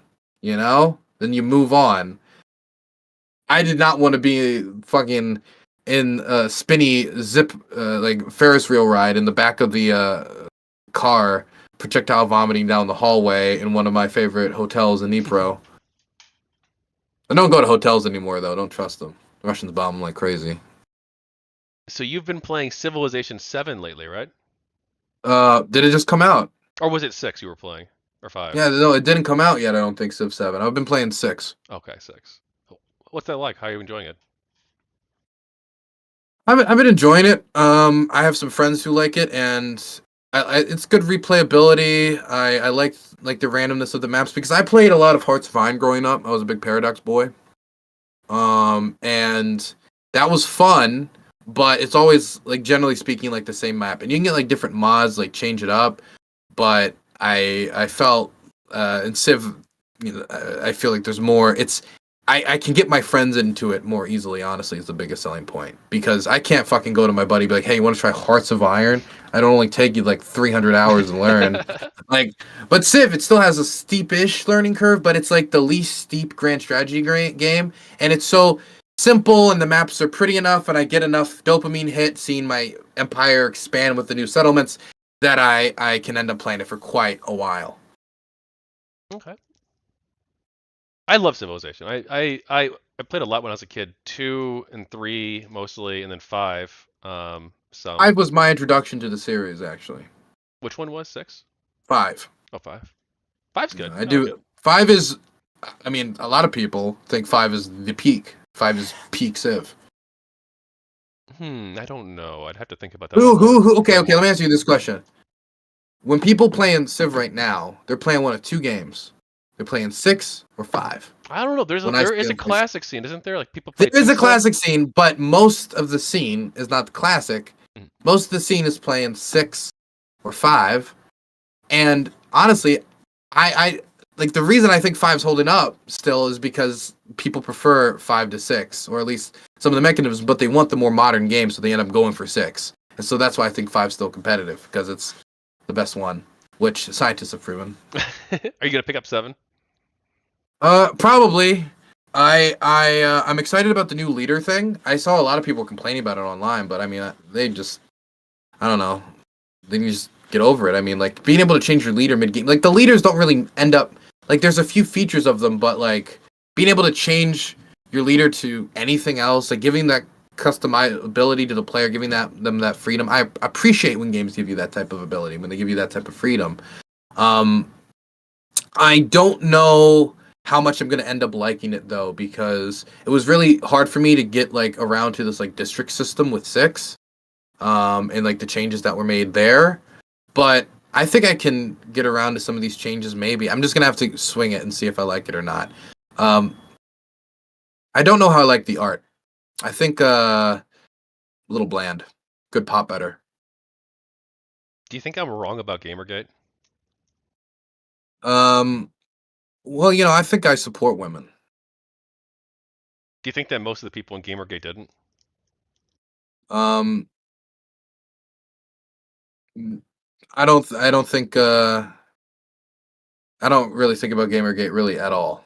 Honestly, it's not a thing I care about. Okay. It's I just know that the people who talk about it also that I see tend to also be a little bit these fucking homosexuals in my games. Like I'm not saying that's everybody, it's just I'm looking at like history from the back end. Like I'm the person walking up after, the war, looking at all the veterans, and I don't know anything about the war. I'm asking them about it and I see how bitter they are. You know what I mean? hmm That's I'm seeing the bitterness out of the Gamergate vets, There. and it's impacted my views. I don't really know anything about it Yeah. because it's not. I just don't find it important. No, I understand. I know Food Shops asked you about it as well in her interview with you. Um, if you ever get a chance, you know Kathy Young or Kraut? Crowd, I know crowd. They're both Gamergate people. They were both in the trenches with us on the pro side. Kraut In doesn't the really remember too trench, much about it though. in the But trenches with us. yeah. Well, I guess I shouldn't say that compared to you. I mean, No, your no, people in man, Ukraine are like no. Look, actually in the trenches, look. right? No, no, no, no. You don't. No. You guys are the real heroes. You guys are the real heroes. Yeah. Well, hey, anything else you want? We got 3 minutes left, actually. What do you want to talk about, Dylan? If you do you have questions you didn't get to ask, Yeah, I do a bunch, but like, just ask. Go through the questions. Like, just I'll tell you when what's I get tired and I don't want to do this all right, anymore. all And right, just all go right. through his questions. And let me tell you. Let me give you advice. I abuse my guests when I interview them. I abuse them. I will drag them and I will juice them until that stone cannot be bled anymore. And I will do it with soldiers. I'll do it with everybody until I can tell that they're like, okay, this is going on too much. Okay, but you'll just take advantage of the situation. Grab me by the neck. Ask the questions. All right, all right. Well, okay. Sorry, No, I'm it's just. sorted It's really. fine. It's sort of like so. No, no. I think I'm glad you gave me the opportunity to do that. Oh, weird questions. We should do one of this. What's this on the list?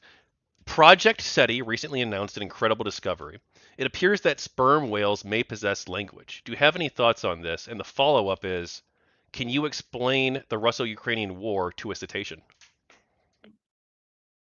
Wait. I would be interested. I've thought about this idea before about communicating with animals because I've heard recently this idea that the idea that that animals are communicating through speech is almost certainly true amongst at least certain species, and so that also means if you could figure out the frequency and what's being said in these things, then you could actually communicate with the animals, and so that means that we could, with enough effort, turn the ocean against Russia. We could convince the ocean and tell all the fish to tell all the other fish to turn against Russia. So I think we've got big things coming up. Ukrainian military intelligence is working on big projects. Plus, Russian spy dolphins are real, by the way. Russian spy dolphins are real. We have them too, right? And sea lions. Um, I think so. Or I don't know if they're. I I don't. remember there was a recent one I think that we got like found on the coast of Norway or something. He was just like going up to fishing boats and be like, "Hi." Yeah, I don't know. Not a really good spy. I don't know if ours are spies, but I think they use for like demining and stuff, right? In the U.S.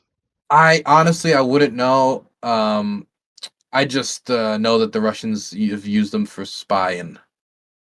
If you had to explain the Russo-Ukrainian War to a cetacean, to a sperm whale, let's say, how would you do that?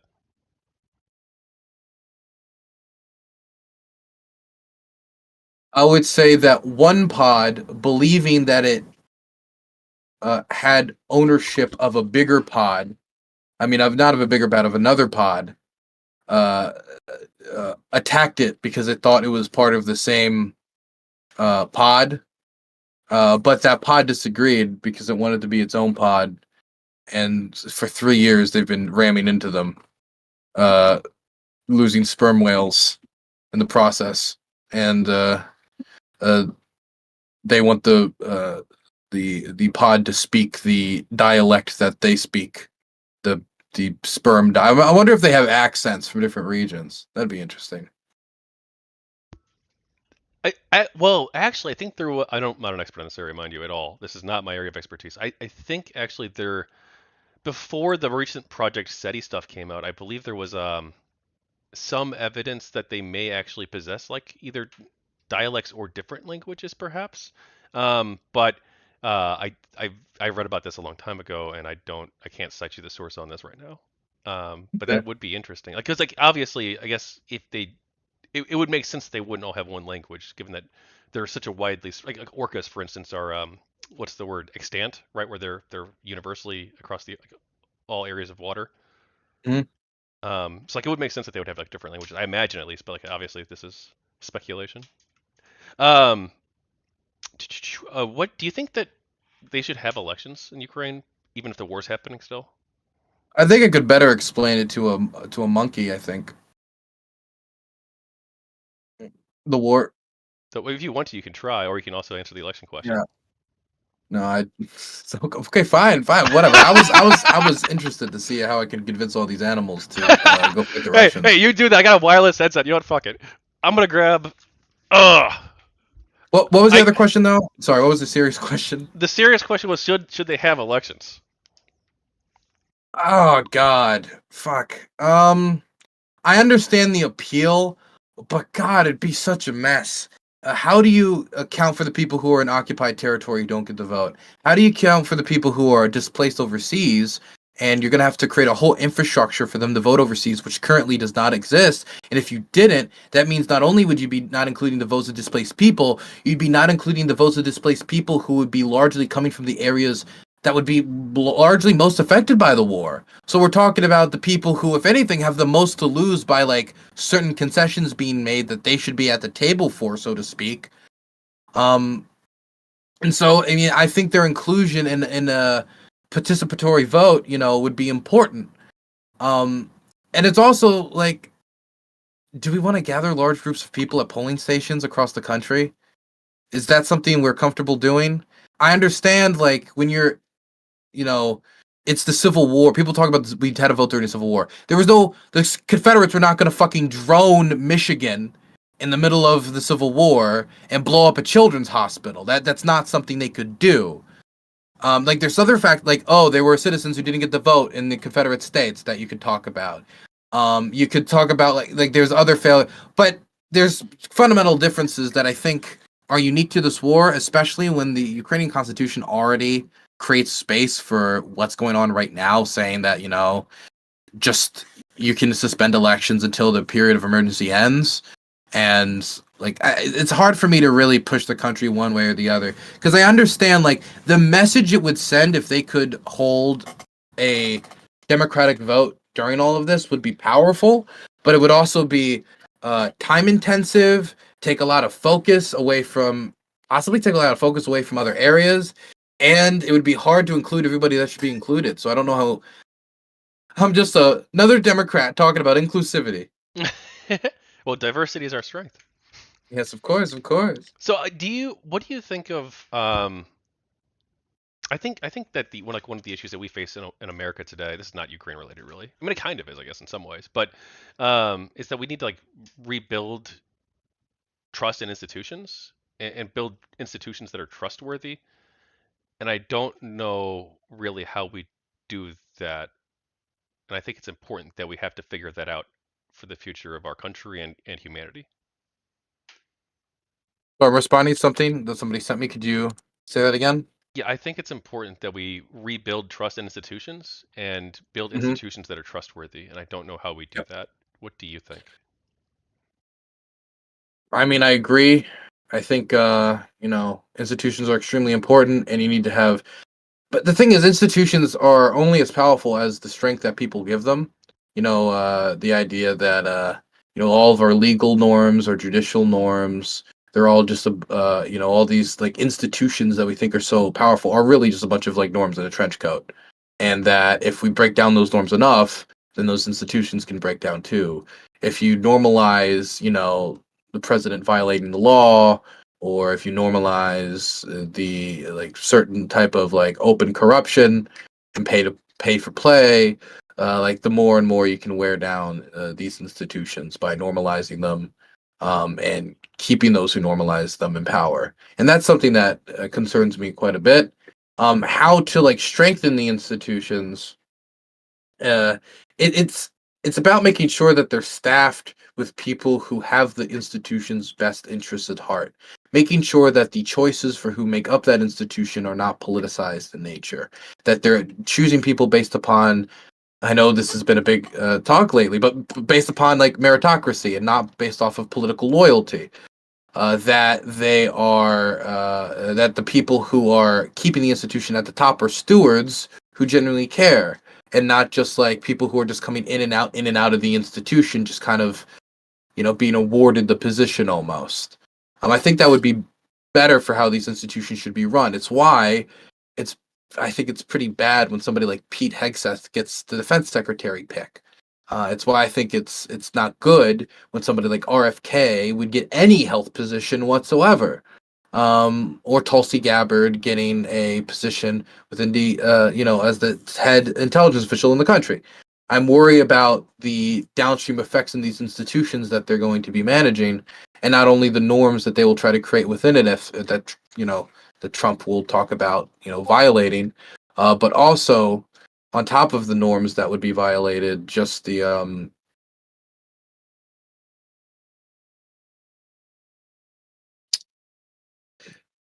I don't know how to, no, I don't know really how to put it, but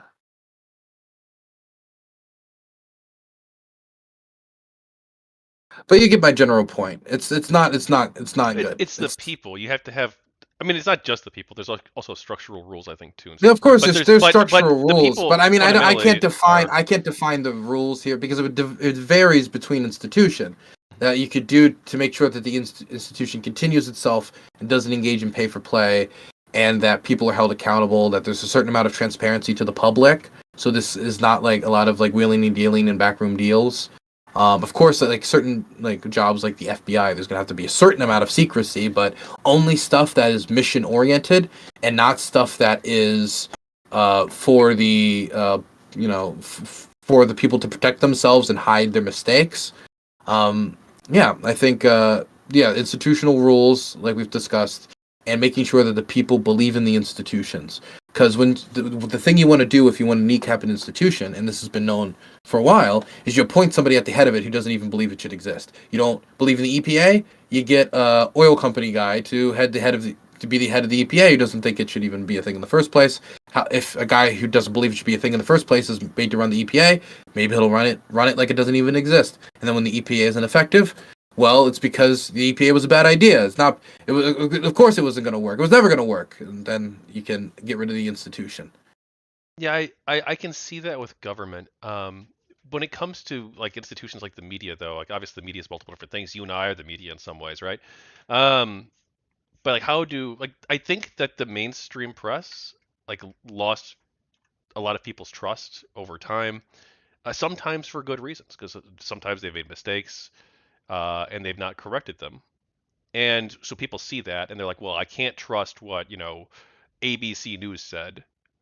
So they turn to these alternative sources of information and they go on, I don't know, Joe Rogan or Tucker Carlson or whatever, right?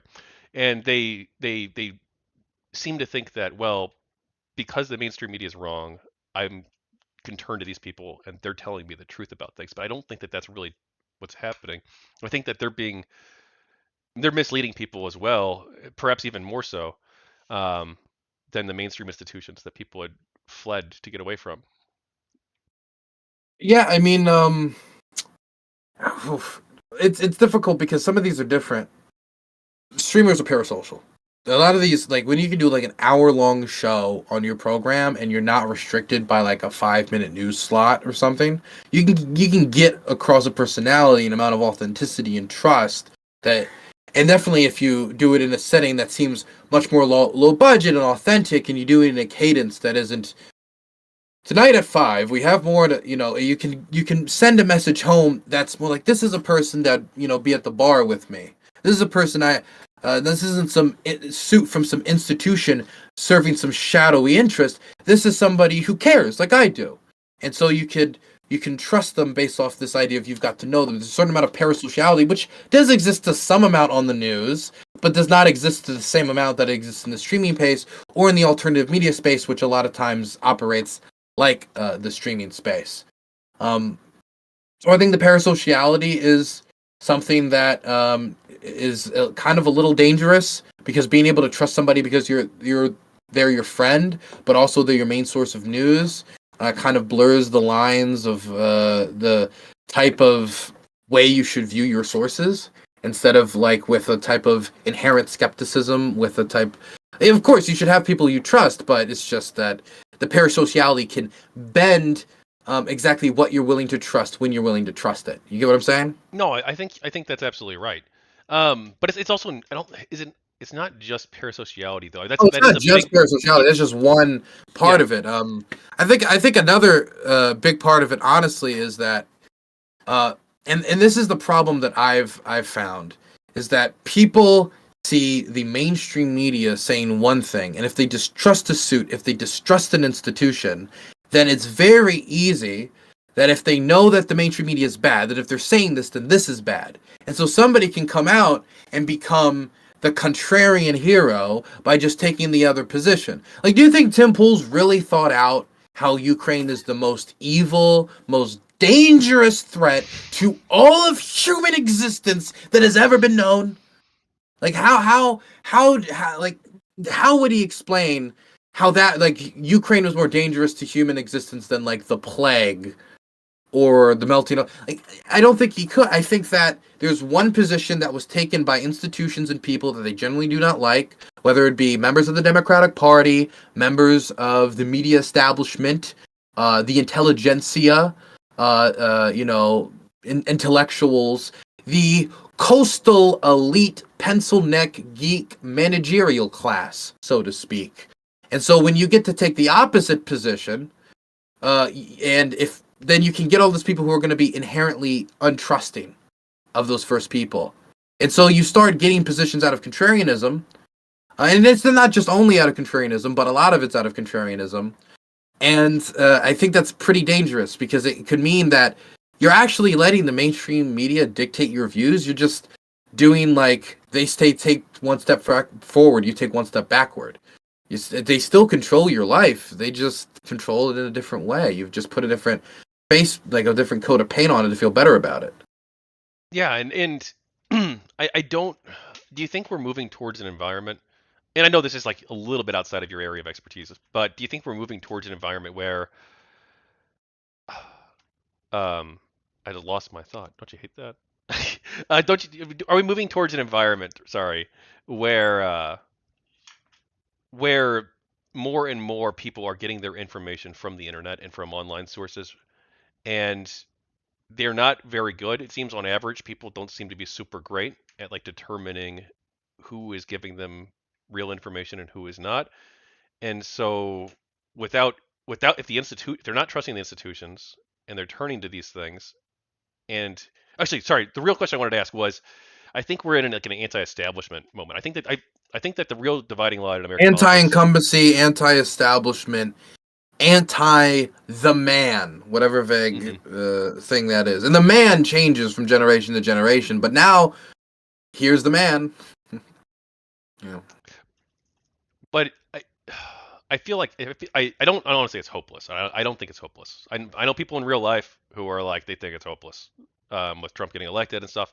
I think that hopefully America can survive. Our institutions will be able to hold, and we'll be able to slowly begin to work towards building a I better. just our country's lived for 250 years as a, I mean, people talk about the experiment, but it is an experiment. It is an experiment. We're not based in any specific national, like, ethnic, like, oh, we're all Irish, we're coming back from this folk music we sing and that's why we all relate. No, we're coming from a general legalistic political philosophic tradition based upon the conditions upon which the colonial settlements were built and the freedoms that we wanted and were continuously expanded, and we continue to change the constitution. I mean, we had like farmers rebellions almost immediately after we were established. The Barbary pirates were immediately trying to strong arm the new republic. We were invaded by the United Kingdom within 30 years of our founding. Wait a second. What does that sound like? I'm sure somebody will tell me later. But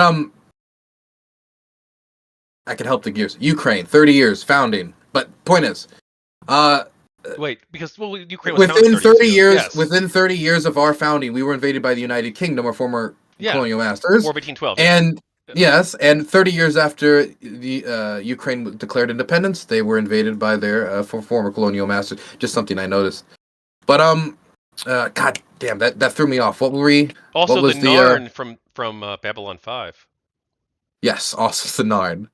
No, that was more What 100 was? years, I think, actually. But like, I've been thrown off a little bit. What was the next? What was well, I was well. I originally asked you about anti-establishment media, but I don't remember the exact specific question. I was going to ask you actually something from the list. Um, would you rather talk about other? One thing I did with Anna, and I plan on doing with the other interviews too, is like ask my Ukraine people who I'm interviewing for the book about other conflicts around the world. Would you rather go that direction, or would you rather dial back to Ukraine specifically? um? I mean, Ukraine would probably be more useful. Mhm. I don't know what I'm gonna say on anything else. That would be. I mean, like I can talk maybe a little bit. I can't tell you anything about Israel Palestine that you couldn't hear from somebody else. And I mean, I could maybe give my opinion on the Asia Pacific, but I mean, again, it's not my areas of expertise. But I certainly cover. I certainly have more opinions than what I would want to express on Israel Palestine. I don't know. Oh, actually, okay, let's talk about that. What is the situation in the Asia Pacific? I don't really know that much. I think Taiwan is good because they're a democracy. I think America should support them, but I don't really have like strong views on the situation or knowledge. Well, I mean, the situation is, to try to put it bluntly or like as shortly as possible, is that the Chinese are resurgent. They're expanding economically and militarily. Well, economically is a little kind of right now, but they're being. Oh, thank you. Getting packages today. Oh, a few packages. Okay. Oh, that's it. Got you. Thank you. Sorry, I got sent all of my explosive material for the evil plans that I'm planning. I'm gonna do what Hemingway used to do. I'm gonna try TNT fishing. In real life, are you really? No, I don't know. I just like to lie to people. It's very fun. Have you tried lying to people? You should lie to people more. I don't think so. I know other people who lie to people, and their lives seems like they're always chaotic and they don't seem like good Not people to if me. you do fun, quick lies. You know, lies Fun, that quick immediately lies. collapse Yeah, on it's themselves. probably okay. I've gotten so I read Sam Harris's book Lying. Are you know Hmm. Sam Harris? I'm familiar. Yeah. Yeah, so he wrote a lot of books, but one of them was Lying. A few years ago, I read this, and it kind of changed my life. And like one piece of advice that I've learned becoming a streamer is from Destiny. Actually, it's that anytime you're faced with anytime you're feeling that you're pushing yourself towards a position of greater comfort, you're probably lying to yourself, and so Hmm. you should always push towards the discomfort and try to find out what the truth is. But like maybe I don't. Like there's a difference between like a lie and a joke. Like when you state you're joking, you're not lying. You're not like trying to deceive the public in like an intentionally malicious way, right? Hmm. So I don't think that's like the same thing. I think, but I try to always be honest like with everything. And like I noticed one thing that when you, I don't know how where you're at with your journey with all that stuff. If you're, um, what do you think of honesty and lying and all that stuff? But uh, Well, I it don't doesn't. like lying. I think lying is bad. I try not to lie. But you may notice like a lot of people in life do seem to lie a lot I mean, on like, small yeah, things even. I like fun lies. Like, I like to be like, yeah, I slept with MJ, and then what do you mean? And then Dylan, stop fucking with me. I like stuff like that. Not like I only lie to my audience, no one else. Based. That's how it should be. So what do you think about misinformation and Russian or foreign interference in the United States? And do you think it's a serious issue? I mean, they're paying tens of millions. They're trying to pay like tens of millions of dollars to buy American media commentators, take their media and pump it up if they think it's destabilizing to the United States or could help their geopolitical objectives. They're trying to affect election outcomes. Whether or not they have affected election outcomes is more than debatable. But it is certainly an effort they are making, and they are trying to destabilize the United States through other means as well. Many people forget about this. I mention it as frequently as possible, but the Russians were not just trying to interfere in the election, they were trying to interfere with protest movements and moments of political discomfort. The Black Lives Matter movement, which was protesting against, police brutality, would, protest against police brutality. That's, the whole thing they would do. And so what they decided to do is the Russians set up Facebook accounts where they would set up one of these protests and then set up right across the street from it another one that's for Back the Blue. And they do this at other locations where they would be close enough that there'd be a confrontation. And then the original person who would organize it, they would never show up. There's not an original person. People would just see on Facebook that there's going to be a protest there and they'd go. And then eventually enough Black Lives Matter people, enough Blue Lives Matter people gather up that they conflict and they creates a problem. What the Russians wanted to do is create moments of political dissent and discontent and chaos by causing confrontations domestically in the United States to either distract us or make our system look unappealing. Do you see a future where Ukraine joins NATO? Yes, but I don't believe it's anytime soon, and I believe it's going to be a long road. I don't see the decisions being made right now for it to be the shorter road than the longer road. Like it's not going to happen during the war, and I don't know if it would happen while parts of Ukraine are occupied. The Ukrainians want to make a deal where the parts of Ukraine that are currently unoccupied would be protected by NATO, and then they would pursue the parts of Ukraine that are not unoccupied. But I mean, like, it would be very difficult for, if you were to get that deal, to like relaunch like campaigns to get like the rest of this land. But even putting all the rest of that aside, I just don't think NATO's particularly in the mood for it right now. I don't think Trump's in the mood for it right now. And so it might be something where, like, in order to get Zelensky to agree, they have to give him something related to NATO or some defense pact. So maybe they say, we promise within the next 25 years, or maybe put some deadline on it, but it's not going to be something that's right now. And that at a deal like that, even though it might be the best that is offered, it's really hard to say.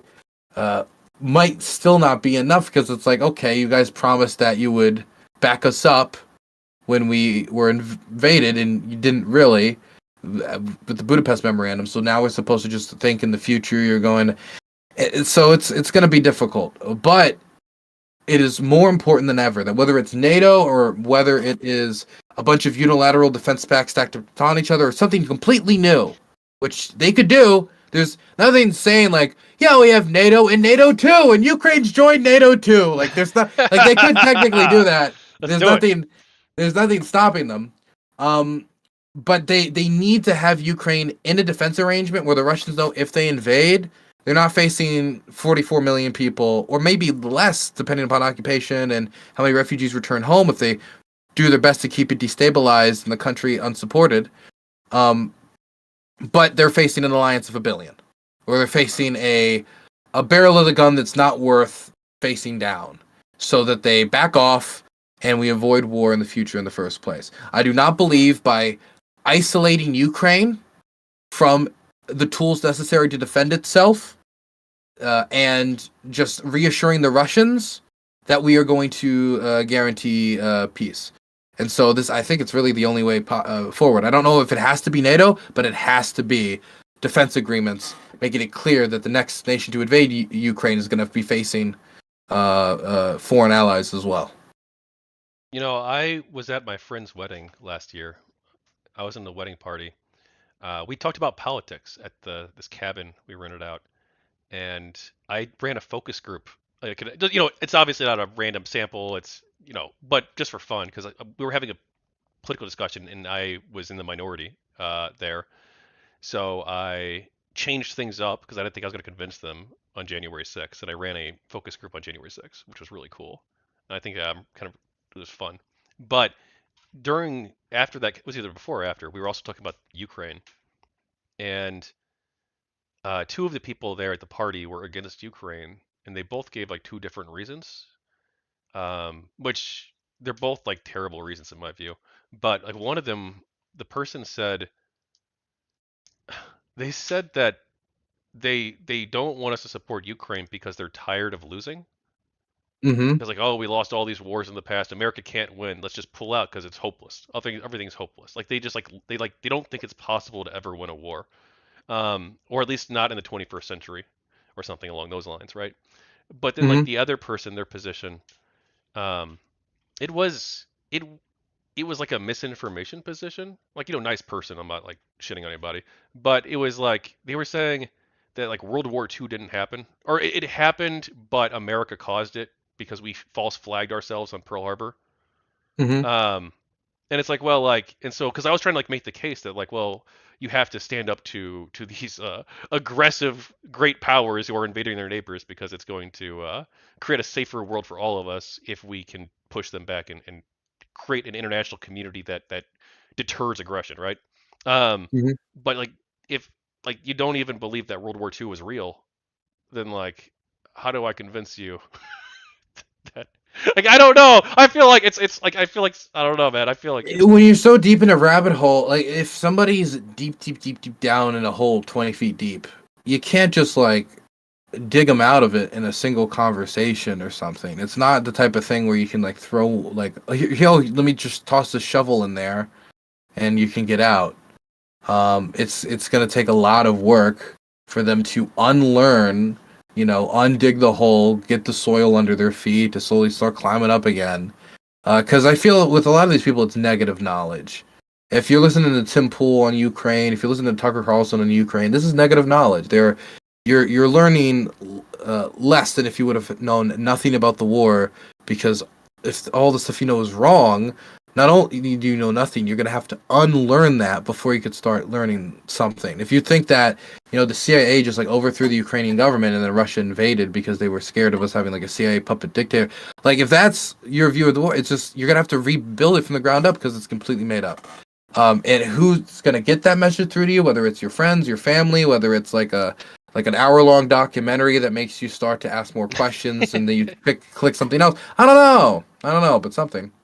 yeah, you can make some recommendations in that department, I think. That's true. One just released. What do you think of the community notes model that we're seeing Facebook adopt and of course X adopted? Uh, is I this a like good it. way to you think so? I think so too, actually. I like it. I like the point where, because they should have more staff to kind of like help like curate this stuff and try to make sure that there's not literal just lies just pumping out like crazy. Like I do think that like complete disinformation, like purposeful lies and accounts are out there just to do that, should still be removed. I don't think and I think that at a certain point you can determine that if somebody's saying like around natural disasters, like actually no, you can still stay, a fire didn't spread, or if somebody's like completely lying about like coups and assassinations over and over, I think you can remove these. But if you're not going to, and even if you are going to, there's a good chance that you won't be able to catch everything. And having people being able to not only add extra context, which is good because I think it gives people more options to become more informed, but also make sure that people know that if you post something, there might be some consequence where people will see it. And I kind of like the idea of making it like they did, that if it has a community note, it can't make money. But I also could see how that potentially could be abused by people. But I do like the idea of disincentivizing if they can figure out that you're lying, they disincentivize you lying. But if they acknowledge that it's bad that you're lying and try to stop you from lying, you can also just get rid of the people who are the worst perpetrators of such nonsense as well. I've got But I mean, like, I like it. I think it helps. I've got two follow-ups I want to do relating to that. One of which is that it's more of an observation, but you can push back if you disagree. Um, it's difficult to like evaluate, I think, whether or not like community notes can work on Twitter or have been effective, because I feel like the CEO of the company, Elon Musk, is an openly partisan person, and is engaging in the platform in an openly partisan way and boosting himself and so promoting misinformation using his platform. Uh, it's even if like the community note system's perfect, like the fact that you have him doing that, I think puts the thumb on the scale to such an extent that it undoes whatever good could be done, perhaps. I don't trust him. I don't trust how he engages with the algorithm. I don't trust him as a nonpartisan. His argument that he was going to come and make X nonpartisan seems like bullshit to me. I think he came here and he made it more partisan, honestly. And it became a just giant platform for the Trump campaign. And I just don't trust him. And the way he campaigned on the campaign trail, the way that the canvassers were managed, is just seeping with unethical behavior. And so I don't trust him. But I do think community notes, generally speaking, has been good. But I do think that Elon might be egotistical enough to manipulate it for his own gain. But outside of like being like, no, Elon actually has big penis, sir, like every once in a while, like I think generally speaking, it has a better impact. Okay. I agree. I think it's good. I think it's really good. It's just I think X is a platform. I still call it Twitter most of the time. But I, I, I, w- I feel like it's bad for America right now unless it becomes nonpartisan in the future. Like if Elon sells it or he like has a change of heart and he wants to go actual neutral. Um, but that's my perception. On your point about misinformation and getting rid of the misinformation people, like the people who are actively promoting it on purpose, or in a dangerous way, you said, right? Like with natural disasters, things like that. Is there a risk that we don't know who is or who determines what is misinformation, right? The people who say that COVID came from a lab, I is mean, that I misinformation? think Is strong patterns of repeated behavior of spreading, especially these anonymous accounts. I don't like people anonymously on the internet just spreading lies after lies after lies while getting paid for it, while so they're getting endlessly rewarded for poisoning the public well of knowledge. It's the type of thing that, like, at least when somebody like releases like a book or something, like, it's not just like able to take advantage of the algorithm in order to show up in your feed, even if you don't really want to see it. And it's not like a big bookman in charge that can force the book in front. So these things usually would compete. Like they would compete on their merits. I don't think it's competing on its merits on the platform anymore, and that does seem to suck. And I think it's to taking advantage of what's the most hyperbolic, what's the most algorithmic friendly, and once they learn the algorithm and they know how to be as hyperbolic as possible, you get rewarded. And it's then being combined with getting the biggest audience with the most hyperbolic stories with lies on top of it. Then you're just misinforming and poisoning the public well. And so if like I don't know how exactly it would be managed or how it would be done. But for example, if you could be shown to have lied, committed maybe like 10 or 11 or 12 blatant lies within a very short period of time, you can maybe then be suspended and then later terminated.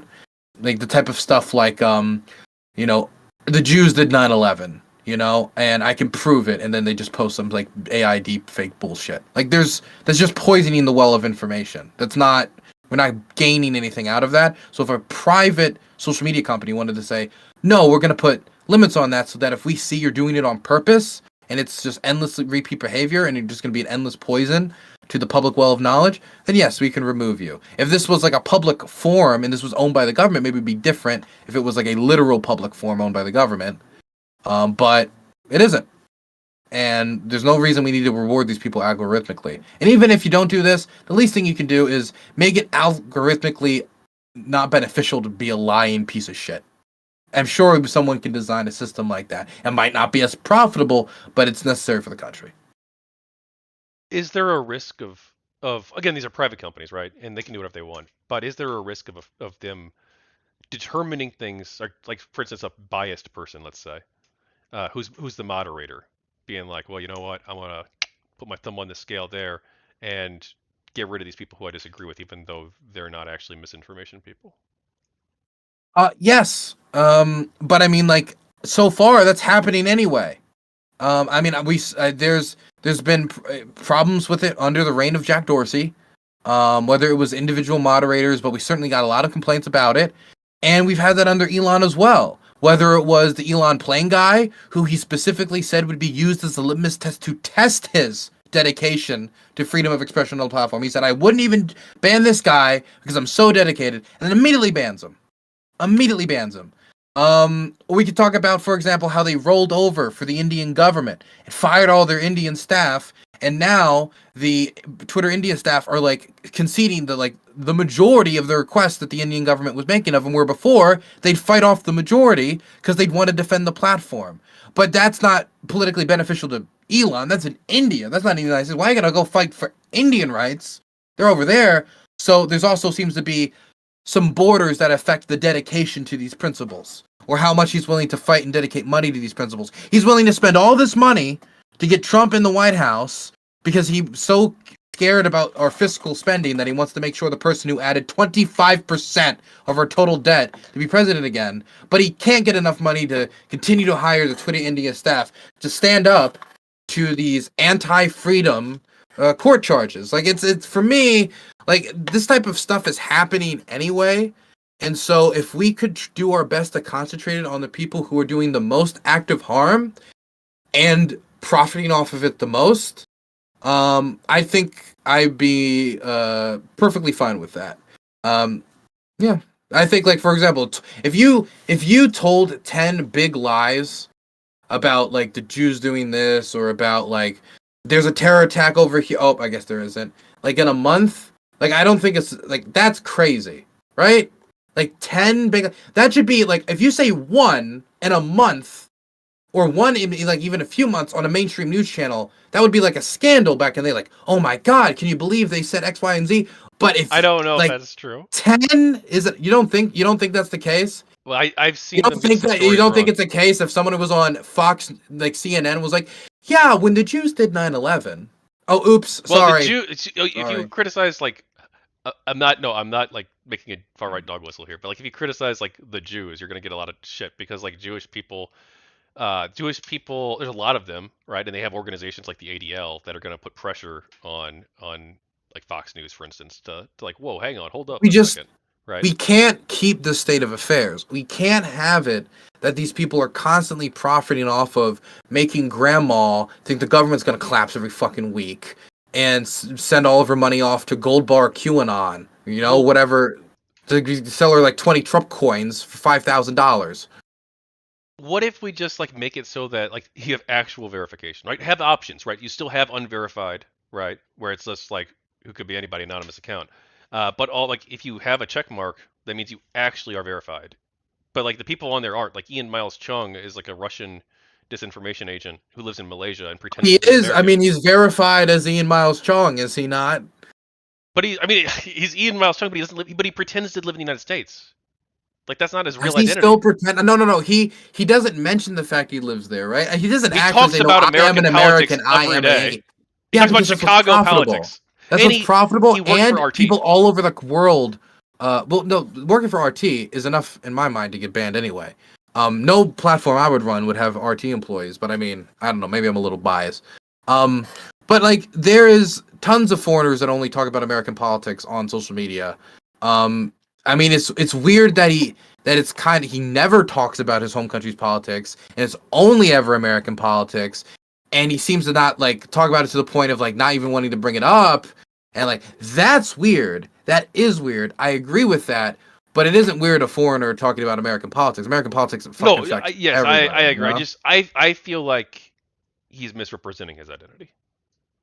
What would you want him to do to be able to stay? What would he have to do? He should probably put something in his avatar, like a Malaysian flag or like something that says if I'm Malaysia Got is a you. So location or something, right? so to be clear, Tachyon Blue's official position is that all the Malaysians need to walk around with little No, patches to identify right themselves. there, baby. Okay, got you. I don't No, agree, no. but I, you know, No, okay, I see what you're saying. You raise a valid concern. I haven't really thought about this in depth. I probably should have thought more about it.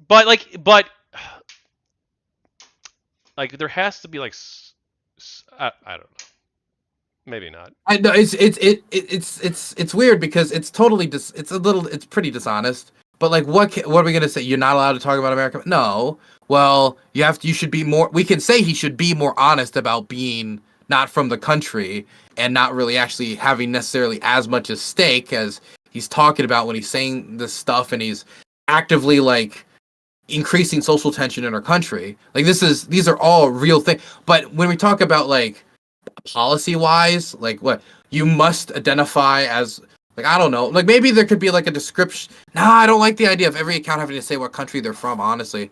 Does he say, if you go to his account, does it have a region when you go to it, like Let's go there right Malaysia? now. I'm pretty sure it doesn't, but It would make, maybe he I don't changed it think it recently. does, but I know that's a feature, right? You could put No, your he's address. Earth is what he puts. Earth. Earth. Earth. Yeah. Well, Technically true. honestly, with how hyper online he is, that's might actually how he views it. Like, oh, I'm not even in Malaysia. I'm on Earth. I'm just on fucking message boards all day anyway. You know Connected to the global interwebs. Did you know that he was like a huge diehard social justice warrior who like hated Gamergate, and then like he like years later became like this far right grifter guy? I did not know he was against Gamergate. Oh yeah, he ran GameRanks, the website, and he was the editor in chief, and he didn't like us a lot. My goodness. Yeah. Well, he's like alt media Tulsi Gabbard. Do you think she's gonna get confirmed? I hope not. I really hope not. I don't trust her. I don't trust her at all. Pete Hegseth did it just by the skin of his teeth, 50-50 vote. JD broke the tie. And it's like, for Pete Hegseth, like, obviously the sexual misconduct stuff is bad that he was accused of. I think that the lack of experience from not managing an organization with more than like $10 million worth of value, now he's going to manage 800 to 900 billion dollars. The lack of experience managing an organization more than 100 people. He doesn't have any experience in the military over the experience of being an infantryman, which, I mean, of course, experience, but like, we don't need him to go dig a trench on the front line. We need him to, manage the largest mechanism of war that has ever existed, right? Now, that is an immense task for somebody whose like thing is like, well, I know what it's like to be a soldier. It's like, okay, that's cool. So do millions of other Americans, but they're not getting the job. You are. Why? Right? But on the bright side, he is an alcoholic, so he meets that requirement for the DoD position. So there's, you give and take. You try to give and take, and you try to look on the bright side of things. Now, Tulsi, I just don't trust her because of what she said on Assad. I don't trust her because of her frequent presence on Russian state media. I don't trust her because of her frequent repetition of Russian lies. I also don't like her fucking weird love of Modi. Like, I don't like that at all. And it's not to say that we shouldn't have a relationship with India. It's too strategically important for the United States not to have a relationship with India, but it's too much. Modi is not some hero. He is an authoritarian, and he is and he's creeping on the institutions and on the freedoms of the largest democracy on the planet, and has taken advantage of the Hindutu movement for like disgusting political game. Whatever. Point is, like, I don't like her, but I especially don't trust her with the issue of intelligence, and I especially don't trust her as the idea of being the top intelligence official in the country who's going to be briefing the president of the United States. Because if she thinks it's worthwhile to talk about fucking Ukrainian American biolabs that are such a danger to Russia and make full speeches about how that's the reason they invaded, we need to shut it down right away, and she's thinks that's important to mention. What if she starts taking that type of stuff and put it in front of the president in intelligence briefings? That there's real intelligence about like terrorists doing terrorism, and instead she's going to be playing fairy tale land with the president. Now, maybe she's more of a conniving piece of shit, and it's just she likes to lie to the American people, and she knows it's not real behind closed doors, and she can actually play the role of like a, like an lying intelligence head, which is not like an uncommon role. But that's not good that you're lying to the American people about these things. And I still don't trust her because of where she's put herself politically. I don't believe that she's dedicated to like fighting for the same causes that I want. Because when she sees people like Bashar al-Assad and the butcherous regime she somehow thinks that just keeping him in there is the best case scenario. And so I just don't trust her judgment. I don't trust her with intelligence. I don't trust her to interpret the intelligence. And I honestly think she might be even a security risk. I don't know if she'd leak stuff. I'm not saying she 100% would, but if someone was to put a gun to my head and say which one is going to be the one to leak to the foreign adversary, Tulsi would be on the front of the list. Yeah, I agree. What arguments? And for what experience, by the way? What experience does she bring to an intelligence position? That's a good question. I don't think Trump has an answer either. So, what arguments have you found convincing to the people who are sorry? What arguments have you found that other people are convinced by when you discuss this? I know you do debates sometimes. You go on panels. You You talk know, about this. I spoke at LibertyCon twice. I don't think I haven't been invited this year, so I'm not speaking there this year, but I spoke there twice about the war. And something that did seem to work when talking with libertarians was talking about that we made an agreement for everybody's international security, that it was better if less countries had nukes. And this is a standard that both Republican and Democratic presidents have agreed to, that most world powers have agreed to, except for certain case exceptions, because they want less chances for failure in an international atomic system. And so when Ukraine sacrifices a potential tool for the reclamation of the sovereignty and for the protection of it to the international community in return for this type of protection, and then they don't get it, like I think that making the argument, not only is it not right and it's wrong on America's credibility, but it's also corrosive to nuclear non-proliferation, which I think is a laudable goal, because we want to make sure that there's as few failure points in that system as long as we have these weapons, to set off a mass casualty event, which would be a disaster for everyone, not only for the people who would die and the environmental implications, but also for the almost certain to follow military spending increases, which is going to take away from social spending after, something like that. And not to mention, of course, the arms race that would probably come with it immediately by a bunch of states that might not even be ready to do an arms race. Like they might do it if you have a bunch, like 20, 30 countries racing to get a bomb at the same time, some of them with lower safety standards than others. Like, I mean, it can't even be the issue of somebody pulling the trigger. It can be in the race to get ready to pull the trigger. Something goes wrong. Point is, I think it's laudable to protect it, and this is an argument that's even worked with a lot of libertarians. And I think that keeping up an agreement's credibility, keeping up American credibility, and keeping up nuclear non-proliferation, putting aside like any of the selfish interests that only interest the United States that I could bring up. Of course, keeping the credibility of the United States is also a selfish interest, but I wouldn't clearly define it as such. Well, credibility of the United States. What do you think of the conversation about Greenland and Denmark?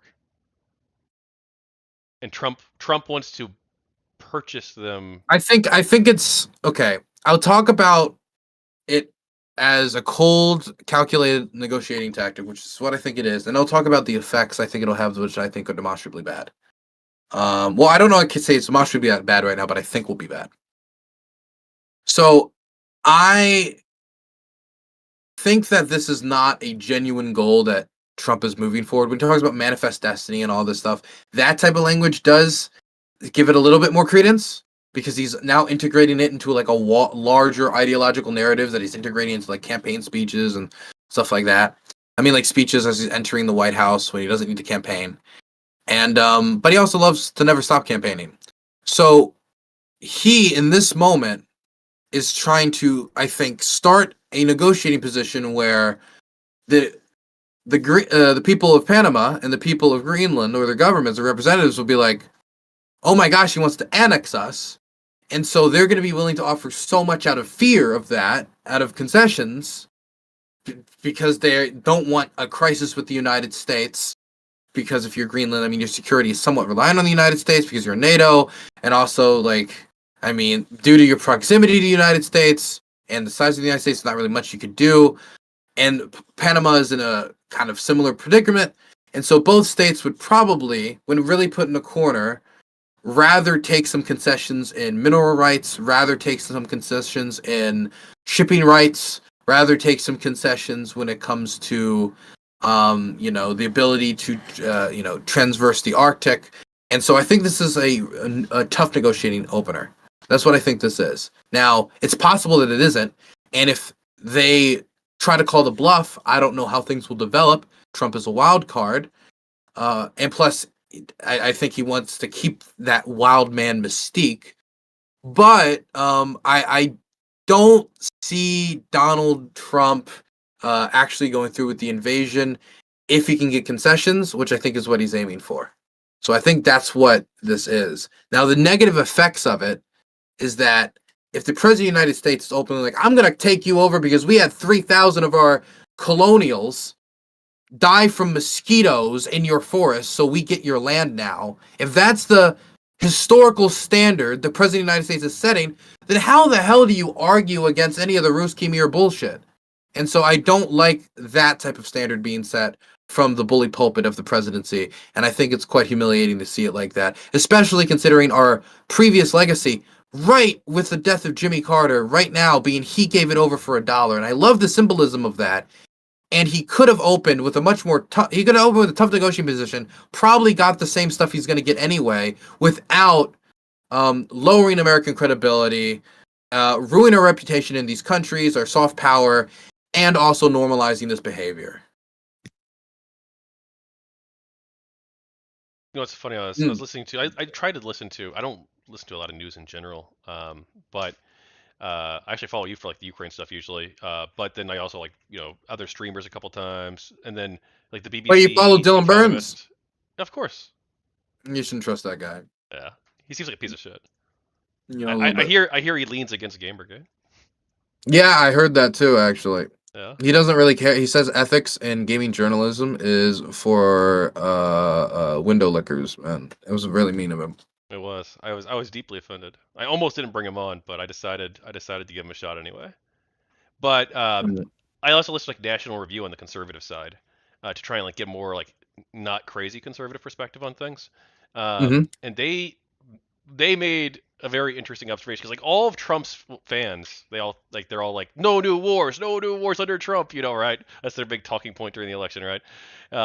And it's like, well, no, actually, like, Trump's like consistently since like if you go back to the Iraq War, they seem to think that he's really just an imperialist, right? His problem with the Iraq War wasn't that it was like based on misinformation. Like his problem with the Iraq War was that we didn't take the oil. Like he even openly says this. If you look at Yep. like Trump's like statements and actions throughout his time, He was it's in always favor of the been invasion originally, and he just turned around when it went bad. He's always like that. It's he just goes with the wind. well, yeah, like I don't think he has any ideology. Like their view, I guess, their view at National Review, some of their people at least, is that he's an imperialist, right? Like his fundamental value is imperialism. But like really though, I don't think he has any ideology at all except for like his own self. I do think that like his values on how he thinks power works leans toward an imperialistic way of mode of action, and that's I believe to be the case.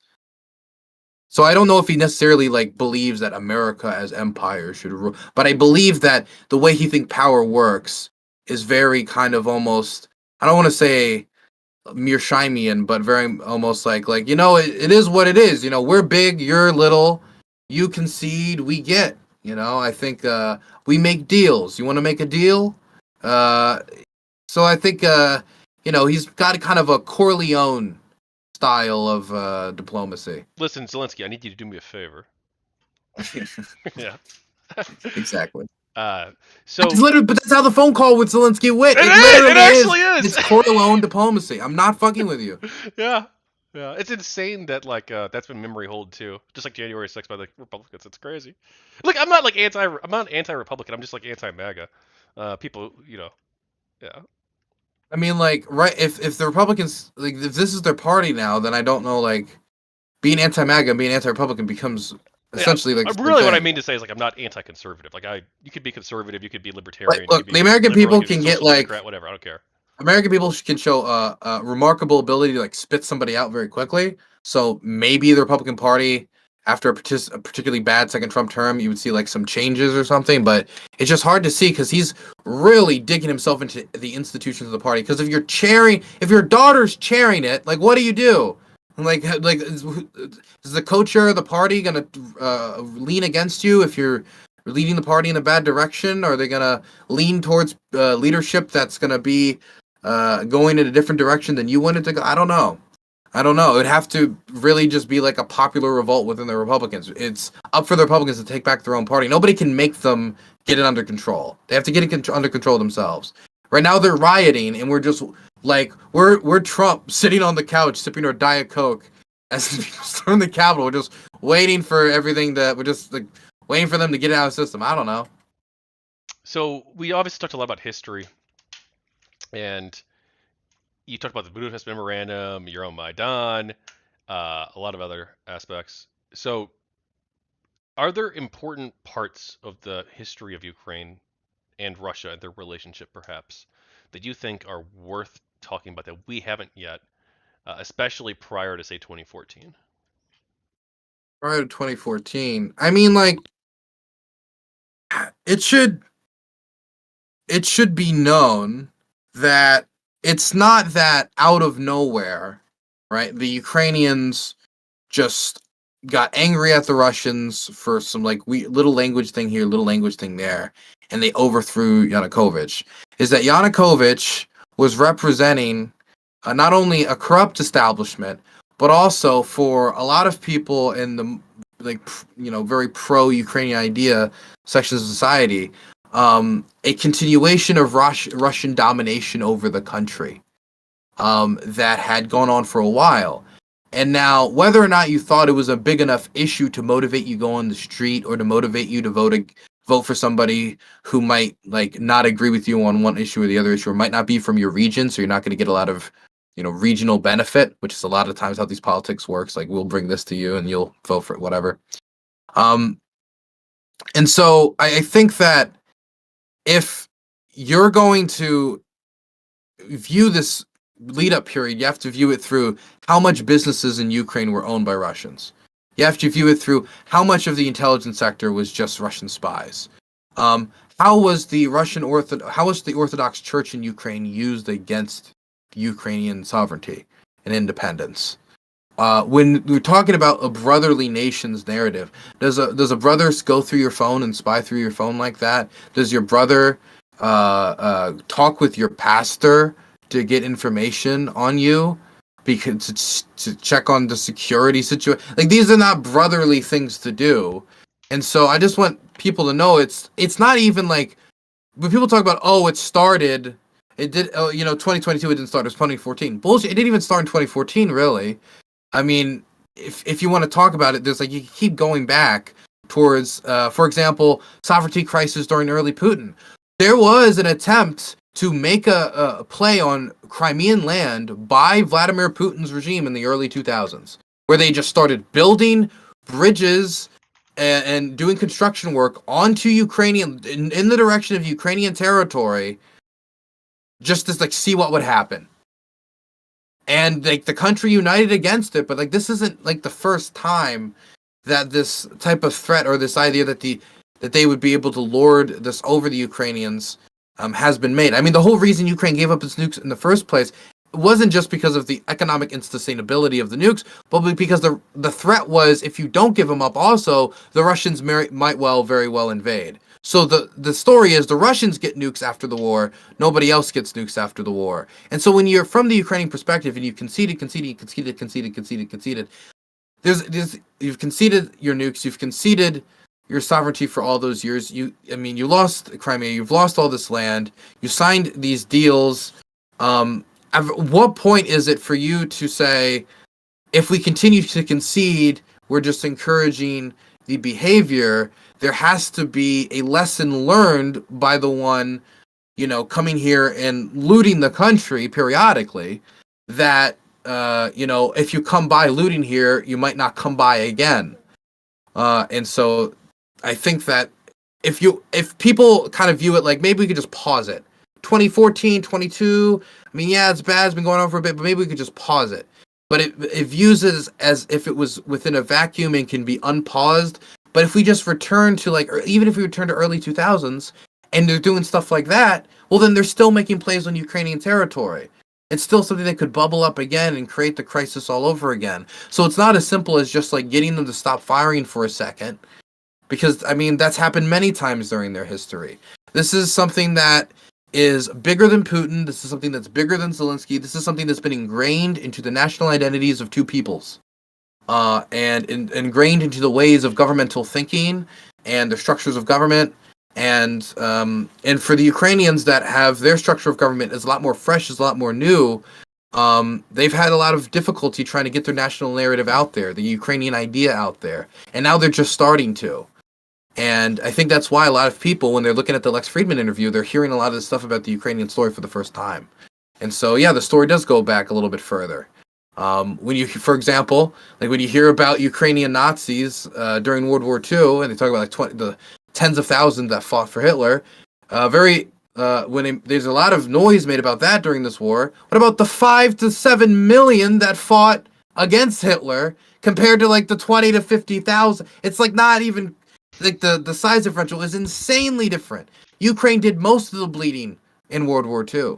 They were the center of German imperialism during World War II. A lot of these Russian national myths that have been built up as they are the one who did this, well, the Ukrainians actually bled more for it. Just this, like they were the ones that were the reason they wanted to invade the USSR was to take Ukraine. Because it was the fertile black soil that they would put German settlers on. It was the center of German Lebensraum. They bled the most for this. And so I think that the idea of using that narrative against them, the idea that we need to go in Ukraine to denazify them, when it was the Ukrainians that bled the most in the USSR outside of maybe the Belarusians, because like the Wagner Brigade and all of the like worst fucking degenerates in the Nazi regime were active over there. You're now going to use that legacy against them, the legacy that they bled with you. It's so evil when you think about it. Yeah, it's like literally going up to somebody. It's like, your grandpa died for my grandpa over in Ukraine, and now I'm going to go kill you because actually you didn't properly do the legacy. Actually, it was you're a Nazi now. You guys were actually fighting for you're Nazis. It's unbelievably disrespectful. Do you want to take a couple minutes break and then reconvene? Reconvene. How long have we been going? 3 hours and 12 minutes. Would you just want to? We ask like I don't know, like 5 more questions and wrap it, or like, let's do 7 more questions. Let's just go through it because okay. I moved off the question list a while ago and then like occasionally pick some from it because I thought having that back and forth discussion like humanizes you to the reader, and then I think it's also interesting to explore too. Humanizes me. Yeah. Well, because like they're going to be reading you answering a bunch of like. Is that your goal? Is your goal to humanize me, you son of a bitch? How dare you? Fuck you. So what do you think of Makhnovishchina? You know the anarchist group in like the 19s, like the Oh, Ukrainian War of you mean Independence? yeah, the anarchists, the Makhno's boys, Batko Nash Nestor Ivanovich Makhno. Yeah. Um, I mean, yeah, I know about it. I think it's obviously I think his story is awesome. I think it's super cool. Like the challenging of both the imperial authority and the Bolshevik Reds that were bullying farmers and hurting people. I mean, like obviously it was super idealistic. A lot of ideas that really needed to either be fleshed out terribly more or probably just like scrapped all together in more centralization, but it was also their just geographic location between such great powers made such a project so unlikely to succeed. But it's very interesting. Ukrainians, they like him. I've got him behind me actually, on the wall there. Oh, second. Their leader. There he is, right there. Nestor Makhno. But the thing is, a lot of Ukrainians are they don't like that they allied with the Bolsheviks during the end of the Civil War, and then they got backstabbed, which is a very tragic story. It's a very tragic story how the Bolsheviks backstabbed the anarchists. But I mean, they did that to a lot of people, not just the anarchists. But yeah, so a lot of Ukrainians kind of resent that decision, and usually when I ask them, I'm like, "What do you think of Makhno?" They're like, he shouldn't have worked with the Bolsheviks, or he shouldn't have trusted so and so. It's never like direct critiques of Makhno, just like critiques of his decision making. And also, he's not like a Ukrainian national figure. He's a Ukrainian national figure in the idea that now he's deeply embedded in Ukrainian national identity as Ukrainian national figure and stuff like that. But he didn't really believe in like an independent, sovereign Ukraine. He didn't believe in a nation of Ukraine at all. He believed that there shouldn't be nations at all because he was an anarchist and he believed that it should all be like the people rule the. He didn't believe in those types of like national war. I'm sure that like the free territories wouldn't have been literally expansive all over the globe, but so there's also some people are like, well, he wasn't enough of a Ukrainian nationalist. He didn't work with the Kiev authorities enough, etc. Were the Kiev authorities the good guys? The West, like the People's Republic of Ukraine, or were they actually democracies, or no? I mean, like when we say like good guys, bad guys, it's not like a Marvel movie, but like if you were to ask me what's better for Ukraine at that period, the People's Republic of Ukraine, or the Bolsheviks, which would like I guess the alternative, I would say yes. I would think it would be an independent Ukraine that could manage its own interests and could, for example, do normal, not mentally defunct and knuckle dragging farm management and resource management. Because I mean, with the Holodomor that came right after, I mean, like literally anything would have been better than that. Anything would have been better than, well, as people were starving, taking their food and exporting it for industrialization or for the other cities, and then stopping people from fleeing the country like that, so they can't leave. They have to just stay there and starve. Anything, literally a rock with googly eyes, would have been better than that. You were on Bridges recently. Do you have any thoughts on how Kyla, not so Erudite, has covered the war? Have to have at least one female streamer on there, Otherwise, I'm sexist. I don't Plus, I think think she's she's a really covered. good streamer. She hasn't covered the war really. She did. I don't think she does. Maybe I just don't watch enough. She interviewed me once about it early on. It was very nice. I think her questions were very tuned to psychological issues, less to political. And like I think during the interview, she's been very nice. She's also been very nice to me personally when I'm at different events, because usually what happens is I come straight back from the front line and I'm back for like 3 days and I'm at the event, and I think like she's immediately like, I don't know, like mama bird braid or something, like just mama bird brain turns on or fucking stuff, and she'll like, for example, I remember we did like a picture period where in Ohio where we took a bunch of pictures and took videos for this big event, so we were doing like pictures for the streamers, and they got a drone to take footage of all the streamers together and stuff above us, so they flew a drone like right over our heads and like flew it right above us, and like not that long before that I heard the same sound in a very different context. And so I stepped aside for a bit afterwards just to just like kind of just cool down or just like clear my head a bit. And she came out and she noticed and she checked on me, and she's been very nice on stuff like that personally, trying to be supportive, which is cool. Very few other people have done that, so that was That's nice good. of her. Well, that's good. It's good to hear that people, in our community are friendly towards each other off air, and it's not just an on-air persona they throw on, which is good to hear. Mm.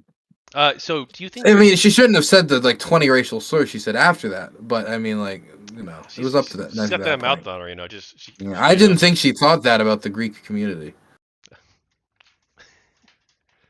Based.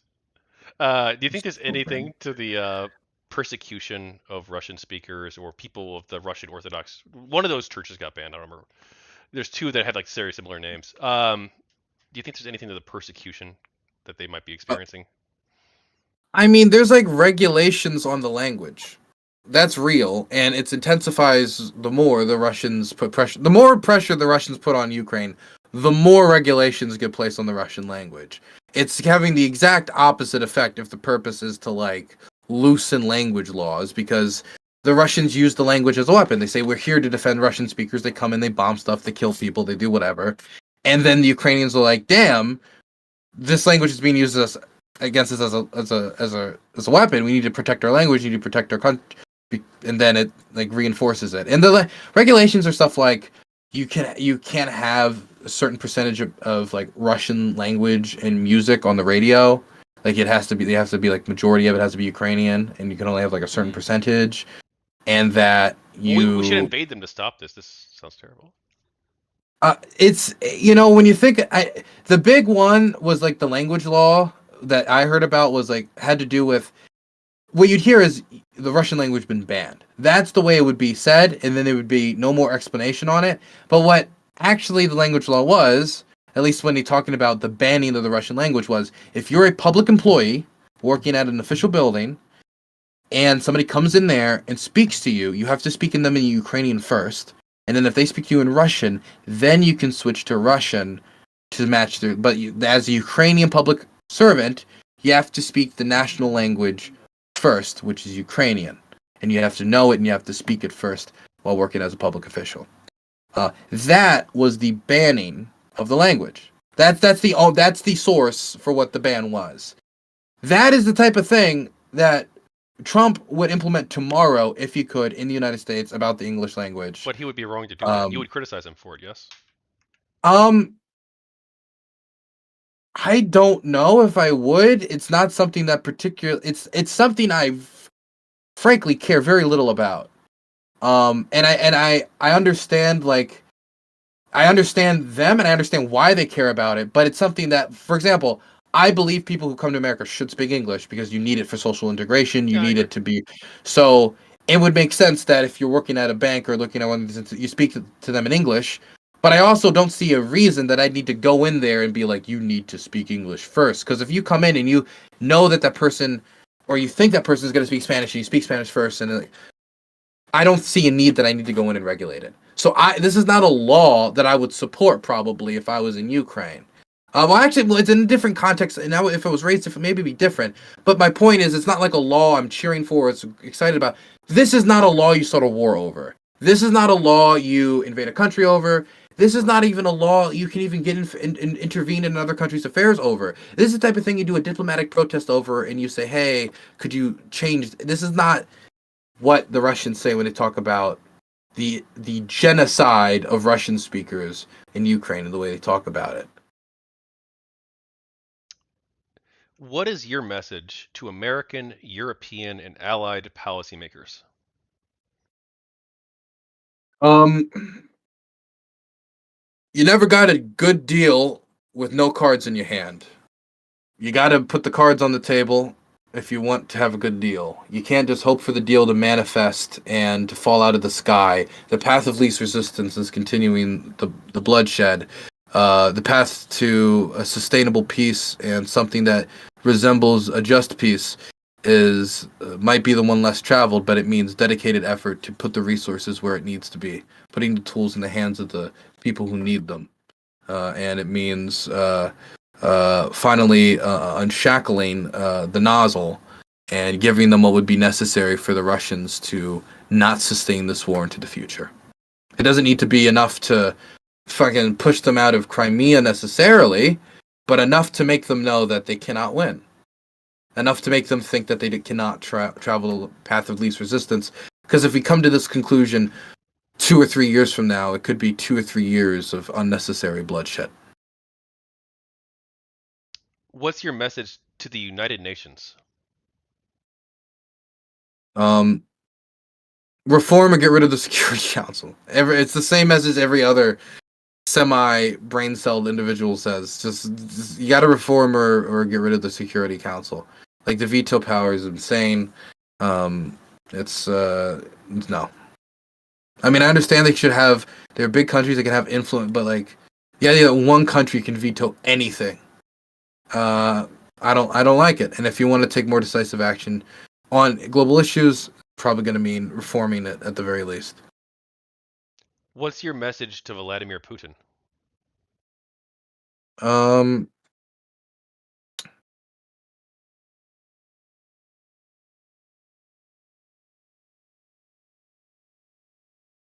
hmm.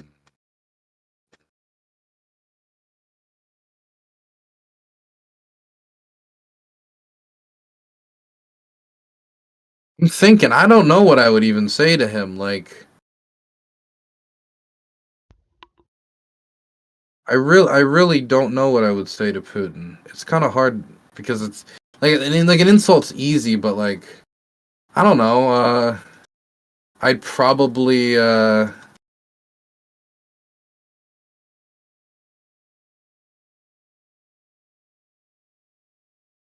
I really don't know what I'd say to Putin. I think I mm, just tell him that you've doomed Russia forever. Like, you've set them on a path that's going to cause demographic and economic catastrophe for decades, and there's not really even anything you can do at this point. You fucked it, and you'll be dead before they see the worst parts of it. Your biggest goal you work towards, your legacy, is gonna be fucked. That's the hope, at least. Not the hope that Russia's fucked, but the hope is that his legacy will.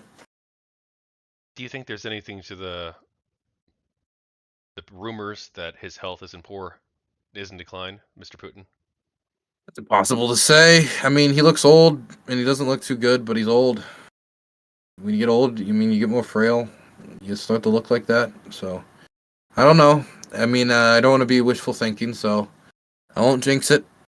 I'll just cross my fingers. What's your message to the Russian people?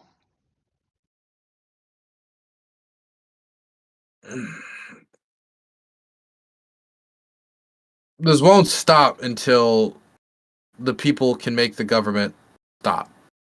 Until there's mechanisms by which the government is duly believing that the people's dissatisfaction could really mean the end.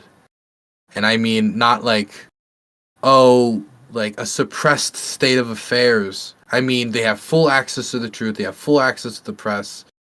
Like, as long as it's a state where they're going to be continued to they have to break out of it. I mean, it's hard to everything that's been said has been said. I can't. It's not like I can say, look at the human safari in here, son. Right? I could say like any number of war crimes, and I don't think it'll be things to wake them up. So it's just got to be like they have to change their structure to the point where their government they have access to the information that everybody else has in the international community, and that when they have access to that information, that gets them angry at the government, they can hold their government to account. If they cannot develop that system that isn't just, the government just slightly moving this way, slightly moving that way around a crisis while aiming towards the same imperial goals, it's just going to continue doing this again, again, and again. It's not the type of thing you just kind of wait this war out. You're going to get another war just somewhere else until you learn to tell your government, I don't want war, stop war, no more war. You have to learn to do it. Like there was like political repercussions for Vietnam had a freezing effect on policymakers and politicians who were decision makers. That you want a freezing effect. The public needs to have a freezing effect on its government, or you're going to continue to send your sons to die. What's your message to President Zelensky and Ukrainian policymakers? Um,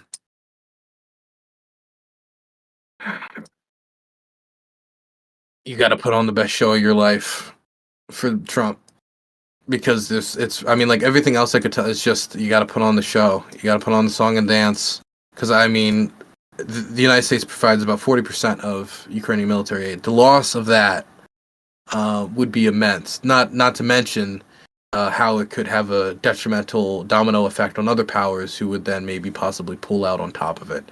So he needs to find a way to hook in Trump, and he needs to end this war in a way where the Russians feel that they're not walking away with something that was worth the trouble. This isn't on the question list, but one of my friends in real life, one of my best friends, great guy, he he's been very mixed on Ukraine because he feels as though the Biden administration hasn't done enough. He thinks that we should have gone in there, Oh basically wait! Ukrainian policymaking. I almost forgot. I should definitely say this. Zelensky needs to make decisions about mobilizations and rotations. If they don't make the decisions about mobilizations and rotations, including difficult ones about possibly mobilizing younger people, then you could cause a faster breakdown. That means you're going to do the same thing later, less organized, and risk the lives of these people in even more dangerous circumstances. And if the youth is, really because of the demographic issues, I understand they want to protect it, but you can have them serve in roles that are going to be less likely to be frontline service roles. Now, I understand that in the military that tends to change as other people fall and you need to replace stuff, but if the war is going to continue, the positions need to be manned, and you cannot just look at your veteran manpower pool as an endless supply of human capital, because you will break these men. They need time to rest. And if maybe you can get them to go out there and fight again, but you gotta give them time to rest. People don't get time to rotate, and it crushes them. And we still need to fill up all the positions, let alone have other units come in and rotate. So they need to make difficult manpower decisions. How those decisions are made, I'll leave it up to the Ukrainians, but it cannot just be supplemented through drones or just new technologies. They need people in those positions. Of course, I would make the argument that then you would need to give those people the best equipment possible, because if you just give them all Ladas and machine guns and get them all killed, then you're losing your human capital, and then the Russians can take the advantage. So that means more armored cars, that means more armored vehicles, that means supply, because I know a lot of people that are draft dodging that are not going to join unless they feel like are going to get decent equipment and decent command. And so reforming, if the Ukrainians did enough to reform their command, and then we gave them decent equipment, I think we could also encourage more people to go back into service who have draft dodged or deserted. And I think that, it could have a demonstrably very positive impact. Thank you. My friend, one of my best friends in real life, he was very skeptical in Ukraine because he supports Ukraine, wants them to win, but he feels like the Biden administration strategy isn't good. What he wanted to have happen instead is for America to go in there in the international community to basically go in day one, basically tell Russia, look, you need to leave now, and if you don't, we're gonna go in guns blazing. And if Russia doesn't leave, we go in there, we knock them out in 2 hours, 2 weeks, whatever. What do you think of that? Was he right? Say it one more time. My friend thinks that we should have moved it, that the international community in the United States should have moved Oh, in and like taken moved out in Russia at the troops. beginning. I mean, Troops, yeah. we had already set ourselves in such a pathway by the time we got to 2022 that it'd be hard to make such a change overnight and make it believable. And so you do have the risk of the Russians kind of buying the bluff, like, oh yeah, all of a sudden President Biden, who just pulled out of Afghanistan, and I'm not saying that that contributed to it necessarily, but I'm just saying in these circumstances, he would think this guy who just pulled out of Afghanistan and is part of an administration that has always kept like the war at arm's length is now going to put Marines in Kiev, and maybe even if they're serious to do it, they might just call the bluff. And if we do get to that circumstances where they're fighting directly, then you could also have atomic confrontation. Which, while we have a lot of theoretical ideas that we've ran through exactly what would happen, and probably not all of human existence would immediately end, you could end up having some go off, killing a lot of people, and degrading the nuclear non-proliferation standard in a way that would be demonstrably negative. So I think that moving the troops in at the start would have been extremely risky, and once it happened, it was almost, I think it was too late. It was a question of doing stuff beforehand to get them ready. You would have to create a standard in advance, like, we will now respect the Budapest Memorandum. If there are Russian troops in Kiev, American Marines will arrive in detachments to serve. It's like, then, like, maybe, and even that would still be risky, but especially after February 24th, it was too late, I think, for most American presidents to ever make that decision. Maybe Curtis LeMay, if he ever got elected, but it's out of him. What do you think of this interview project? It's interesting. I'll have to see how it looks like all together, see what stories you put together and what you take out of this, what you thought out of this was useful. Actually, it's the whole thing. So that's the same thing with the Gamergate project. It's literally the full interview, Oh, transcribed. But well, with the Gamergate stuff at least, I try to get requests for comment. So like if we talk about a specific person and like criticize them, they'll have a right to reply. And I'll also try to fact check along the way, make sure that people are like not just like making stuff up. I don't know if I'm gonna fact check as much with this one because I'm not really an because I'm expert. so right and correct and awesome. I Yeah, won't know if thank you're you. lying or not about Thank a you. lot of stuff, probably, to be honest. Is that bad? Is it bad if I don't know if I'm able to call you out if something was wrong? Not just you, but like any interviewee. It's hard because you want to have on experts on the show, but then if you bring an expert on and then the expert makes an expert mistake, then like, or it's like, how are you going to catch it if Hmm. if they made that? I understand, but also that's going to be a risk no matter what. I would assume the people who you would hope would know what they're talking about would, on average, make less of those mistakes. It's just a question of trying to catch it when you can, and you should try to fact check. Like if you hear something that doesn't sound right, you should fact check it and do like a cursory Google search at the very least, Yeah, I agree. I agree. Um, or like something that you don't know for sure. And you can always like follow up afterwards, be like, "Hey, do you have a source for this?" There's nothing stopping you. True. What's next for Dylan after the war? I don't know. I'm gonna finish my time in college because I did drop out of college to do this. So I think I'm gonna have to actually go back to college while I'm still reporting on the war because it actually my credits. Started going to college when I was in high school. I got high school credits and like some IR programs. So I mean college credits and IR programs. So I have to go back because there's only a certain amount of years where those credits are still like you can still use them to get a degree. So I got to do that soon. I'd go cover some other countries. I won't really say exactly which ones. I for sure do. But I'm interested in Myanmar. I'm interested in Syria. I'm interested in Sudan. I'm interested in Taiwan. I'm interested in Moldova. I'm interested in a few places, the Baltics and such.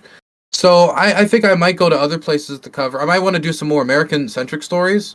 Like I might want to go check out some tribal issues in the states, or maybe I don't know, but maybe some more Maryland-based issues. For example, I don't know if the Key West reconstruction is going to become politicized by the next administration, but if it does, maybe I'll do something on that. I don't know. I don't know. But Mm, I think I'm going to be giving this like journalism thing a run for at least a little bit, huh? yeah, me too. Well, hey, thank you so much for coming on. Is there anything else you want to talk about? Um, no, I think that's it. I released a new video today on my main channel. Sumi, Ukraine's launchpad for resistance. If anybody wants to go check that out, you can. Yeah, that's it. Where can people find you? Oh, Dylan Burns TV on YouTube. Dylan Burns Live if you want, weekly streams. And Dylan Burns 1776 on Twitter. Dylan Burns TV, Instagram, Dylan Burns TV, Blue Sky. I don't know what to give people, so I just kind of throw everything out. Yeah, if you're watching on Dylan's channel, if you re-upload this, Tachyon Blue on YouTube, also on Twitch and Kick, or go to gamergatebook.com for my work, The People of Gamergate. I don't have a title for this book yet, but I will come up with one at some point in my life. And thank you so much for being And here, Dylan. these you can see Tachyon Blue regularly on the Q forums under the name. I think it was, what was it? It was like Cunnyman 1776. Was it? Was that your name? Yes, that was me. Yeah, but that's not linked to this identity though. You just doxed me. Did I? Yeah, we can edit that out later. Oh, okay, that's good. Yeah. We'll edit that out. All right. Well, hey, have a good night, man. Thanks for coming on. Thank you.